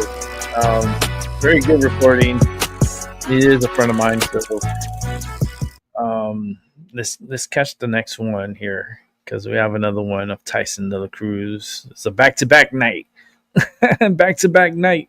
Because I didn't come on yesterday, and then he did an early upload today. So I think he might be taking my hint to come out early, and then that way I could show it and then have other people go to his channel and watch. Yeah, it's a cool thing. Tyson's really cool. He's cool people. All right, let's go ahead and watch the last of Tyson.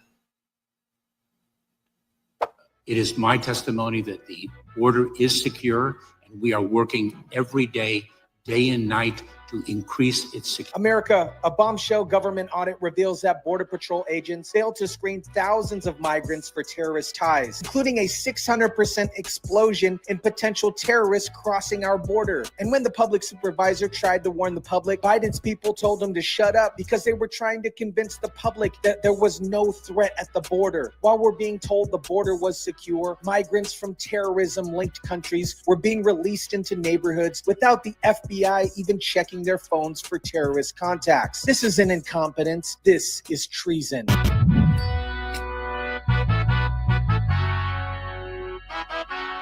Well, some migrants who came over the San Diego border last summer were not properly screened for ties to terrorism. That's the finding of a new government audit. What is up, guys? Tyson Dela Cruz here. Thank you so much for rocking with me. This audit doesn't just expose Biden's border failure, which was an absolute mess. It exposes deliberate conspiracy to hide national security threats from the American people while potential terrorists walked freely among us. Let me break down this Inspector General report that exposes the complete failure of our terrorism screening system. During the massive surge of migrants in July 2023, San Diego Border Patrol agents were overwhelmed because they couldn't properly screen special interest aliens. That's government speak for foreign nationals who may have ties to terrorism. The Inspector General's report says the FBI's Joint Task Force on Terrorism was also getting concerned about a surge in migrants coming from Central Asia. The FBI Joint Terrorism Task Force was specifically concerned about migrants coming from Central Asia and asked Border Patrol agents to search their phones for contacts links to terrorism. But here's the kicker. Thousands of migrants were released without additional vetting and didn't even have their phones examined. Report reveals that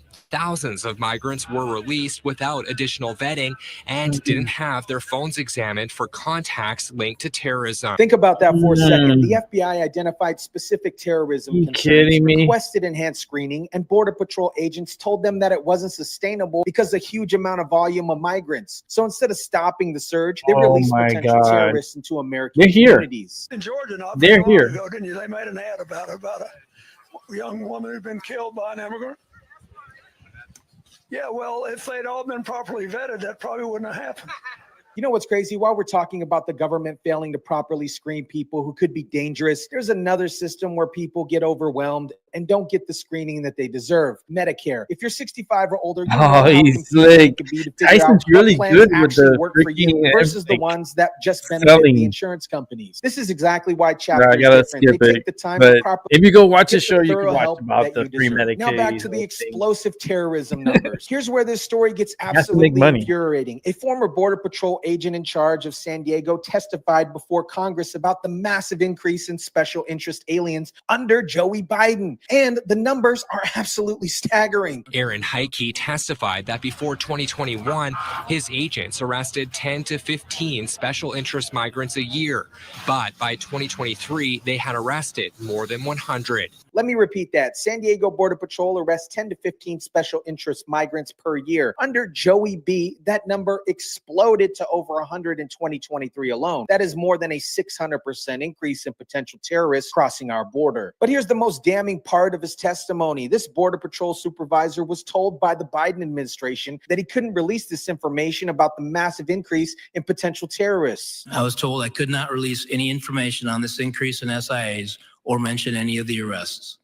The administration was trying to convince the public there was no threat at the border. So while Joey Biden and Mayorkas were telling American people that the border was secure, they were actively covering up a 600% increase in migrants with potential terrorism ties. Every day between now and November, the American people are going to know that the only reason the border is not secure is Donald Trump and his MAGA Republican friends. What? They knew the threat was real and they lied to us about it, just like everything else about that administration. The most difficult part about a meeting with President Biden is preparing for it, because he is sharp, intensely probing, and detail-oriented and focused. Bro, what are you talking about, man? The audit reveals systematic failures that put every American at risk. San Diego Border Patrol lacked the enhanced screening procedures like other sectors like Yuma and El Centro had in place. They didn't consistently conduct or document required interviews with special interest aliens. When the FBI provided a list of phone numbers to cross-reference with migrant contacts, Border Patrol agents appeared surprised by the request. They weren't prepared for the most basic counterterrorism screening procedures. The audit found that it it took 5 days for a CPP intelligence message to reach San Diego agents. 5 days in a terrorism investigation. 5 days could be the difference between stopping an attack and watching it happen on the news. CBP hasn't even updated their list of terrorism links to countries since 2016. We're using Obama-era intelligence to screen for Biden-era threats. The incompetence here was absolutely staggering. This wasn't just incompetence. This was a deliberate cover-up. The Biden administration knew that they had created a national security crisis, and instead of fixing it, they tried hiding it from all of the American people. County Supervisor Jim Desmond raised concerns about the lack of vetting at the border, specifically mentioning that mostly single adults, mostly males, were being dropped off at Iris Avenue in San Diego County without proper screening. The administration's response to legitimate security concerns was to silence the whistleblowers and keep the American people in the dark. They were more concerned about their political narrative than protecting American lives. Meanwhile, frontline Border Patrol agents were being pushed past their breaking point, trying to process manufactured invasions that Mayorkas and Joe Biden created under their policies. The Department of Homeland Security's response to this audit tells you everything you need to know about the difference between Joey Biden administration and Donald Trump's approach to border security. Under President Trump and Secretary Noem, we have the most secure border in American history.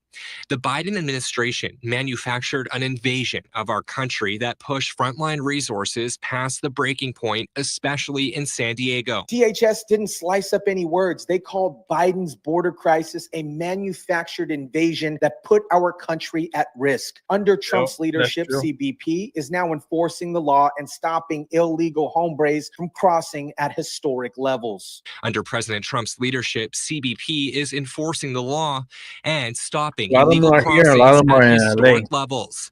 Agents are no longer forced to operate under the conditions of the previous administration that put our country at risk. The contrast couldn't be clearer. Under Trump, 10 to 15 special interest aliens per year, proper screening procedures, and agents who could do their job. Under Joey Biden, over 100 potential terrorists per year, overwhelming screening systems, and a gag order on releasing information to the public. The Inspector General made 3 recommendations to improve migrant screening, but the damage has already been done. Thousands of migrants from terrorism-linked countries were released into American communities without proper vetting. America, this audit doesn't just expose border failures, it exposes criminal conspiracy to hide national security threats from the American people. Joey Biden and Mayorkas knew that they had created a 600% increase in potential terrorists crossing our border, and their response was to gag the whistleblowers and lie to your face about border security. Thousands of migrants from terrorism-linked countries released without FBI screening, a deliberate cover-up to hide the threat from voters, a frontline agent silenced when he tried to warn the public about the national security disaster unfolding in his sector. This wasn't incompetence. This was a deliberate decision to prioritize political narratives over American lives. They turned our border into a national security nightmare, then tried to gaslight us in believing that everything was okay. Thank God that we have President Trump back in the office with the most secure border in American history. The cover-ups are over, the screening failures are fixed, and agents can finally do their job without being told to shut up about terrorism threats. This audit proves that the previous administration didn't just fail to secure our border, they actively covered up national security threats that they created. Let me know what you guys think about this. Drop it down in the comment section down below. Smash the like button if you kindly would. Share, subscribe, and as always, guys, I'll catch you on the next one. Internet's been acting a little weird at the time. I don't know why. It's been freezing at certain points. It's just stupid. I'm gonna actually go tomorrow and bitch them out. I feel like I want to put it on film. I go, let me bitch out the internet company and just go there in person and be like, what the fuck? Why are my internet's acting so weird? But, you know, that's how spoiled we are. Like back in the 80s, we didn't have this shit. Back in the 80s, we did not have any of this. This to me is alien technology, what we're doing. This is all alien to me. We didn't have this back in the days. So it's just weird to me. It creeps me out all the time. So with that said, I'm out of here. I'm tired. I've been on here for 2 hours. My neck hurts. Tomorrow I have physical therapy, so you know what that means. I'm gonna be in pain tomorrow. I'll see how I'll be able. Yeah, I'll be able to do a show, but I don't know if it's gonna be a long show, but it will be a show. It's just they really work on me, so and my neck is really fucked up, and my C7 is acting up really bad. So it's I don't know if it's because like things are changing quicker, like the weather and the atmosphere is changing quicker. It feels like, you know, maybe we're gonna have an early fall and maybe an early winter. I mean, that would be pretty okay with me. It'll fucking save me a lot of money on my electricity bill. That's for damn sure. Because I have to have the AC on. I have to be chilled because my body hurts more when it's too warm. You know, it's just funny like that. It's just when I got injured and I broke my neck, that was in Florida, and that weather out there was driving me crazy. Every fucking day with the rain and thunderstorm, like the Everglades, right? They talk about the Everglades a lot, right? But when we get the sea breeze that kicks in, those thunderstorms, they come rolling in, and they come rolling in dark, like it turns into like night. It looks like outside. That's how dark it gets. And there'd be like strong thunderstorms and lightning, a lot of lightning and a lot of rain at a given time. It does flood, you know, in some areas because it's over like too much rain. So do I miss Florida? No and yes. I don't miss those thunderstorms and the heat and all that stuff. I don't miss that. But I do miss a couple of food spots that I used to go. They're really good, like pork sandwiches. Like I would say, like pan con lechon. So it's bread with pork, but it's like the way they do it.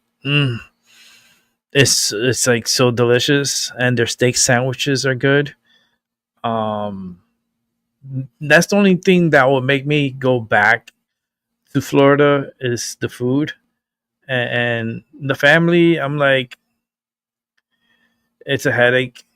I'm not here to have a reunion. I'm not there for a reunion. I'm there for the food because I miss the food. You know, my family's a headache. It is. They're a headache. But I like good food. In Florida, they in certain places that I know have great food. Like holy smokes! Like there's this one place in Hialeah. Well, two places in Hialeah, Florida, which is in South Florida, Miami-Dade County. And it's a one. Well, they're both Spanish places. They're Cuban. Actually, one was Cuban. Yeah, both of them are kind of Cuban, but one is like a barbecue, like pit house, and it's like it's been there for, oh my god, it's still there. So it is probably over 40 years easily. And then there's there's another Cuban place that I like, and there's like a certain meal that I like from there, and their service is so cool. They come and bring you little breads, like little, it's like Cuban breads, but they're like toasted little breads with butter. And that's like super delicious. But when the food comes, they come like, I get the white rice with the black beans. You get some maduros, which is yellow plantain. And they have like either the chicken or the steak. Milanesa. It's called milanesa, and it's basically it's like a breaded chicken or breaded steak, with a layer of ham, and then cheese on top, melted. Like it looked like a pizza type, like, but when you slice into it and you get the meat with the cheese, and then you have the rice and the beans. Delicious.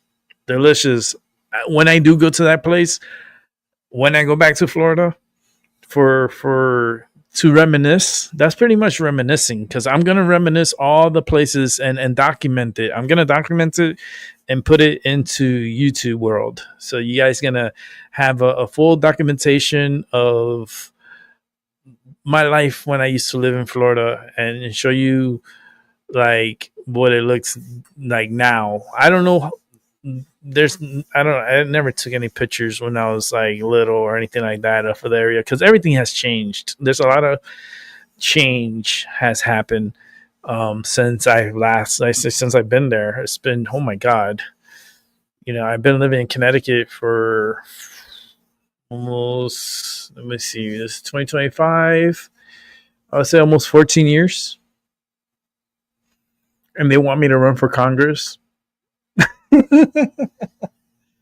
want me to run for Congress. I'm like, in another lifetime, maybe.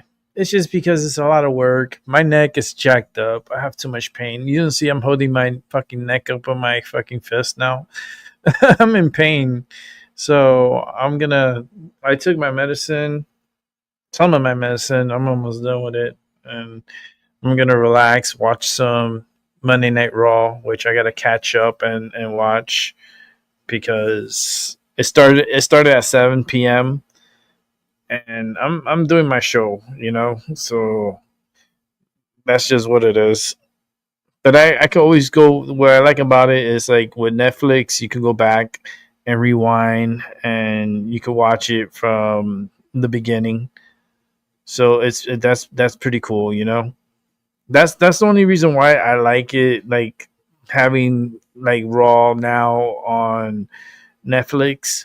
And it's because like you could rewind and rewatch. Well, cable television, if you don't have like a certain box that you could rewind and watch, then you're stuck because you're watching from live on forward, and all that time that you missed. So that's what sucked about cable. But with the internet and with Netflix, that you could go back, like with the live programming, you could go back and watch. That's awesome. I really like that. And then you could pause it, and then you could watch it from that part. So maybe, I'll do a little private viewing tonight. I'm going to see, because I like to watch wrestling. It's like, I know it's fake, and not really fake, because they do perform. This is just, like I said, and I explained it before. It's like, it's a Broadway show that's very physical. Very physical, and their chances of being injured is very high. So this is a very physical Broadway show, because it's a story that they're telling through the wrestling, and then the storytelling. So that's what it is. I believe it's just a very physical Broadway show.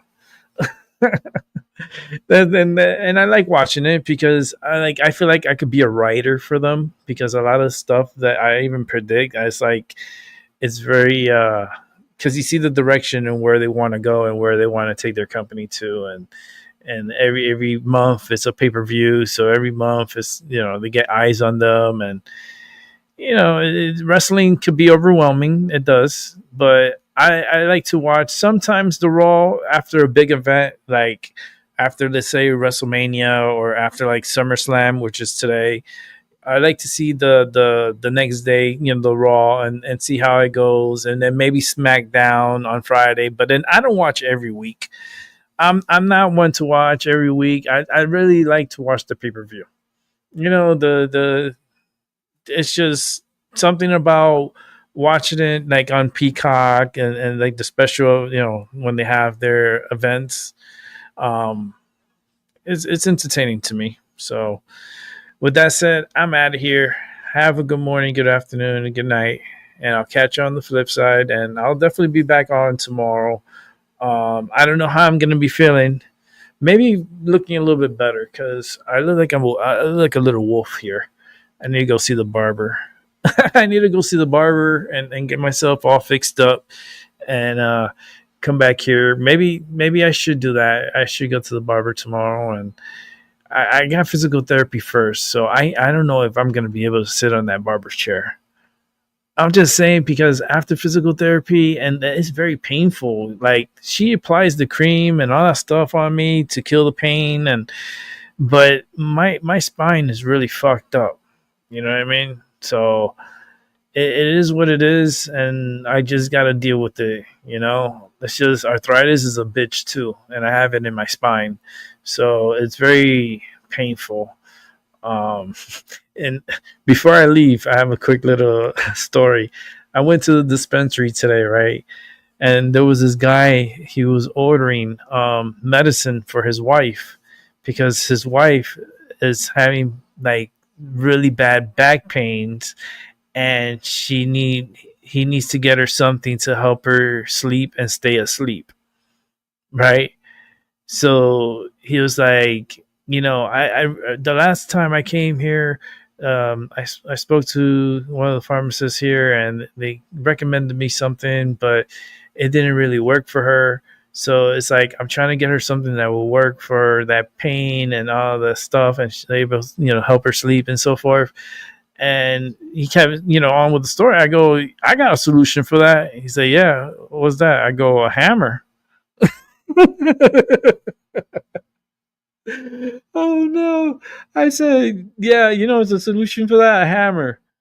Because I know those pains. I know those aches. I know what your wife is going through. And sometimes all I want is a fucking hammer and just knock me the fuck out. Yo, I had them all laughing. They were all laughing. They're like, oh man, that was funny. I was like, yeah. So that was my short story of my trip to the dispensary. So I wish you guys a good night, and we'll do this again very soon. How soon? Tomorrow. Good night. Peace.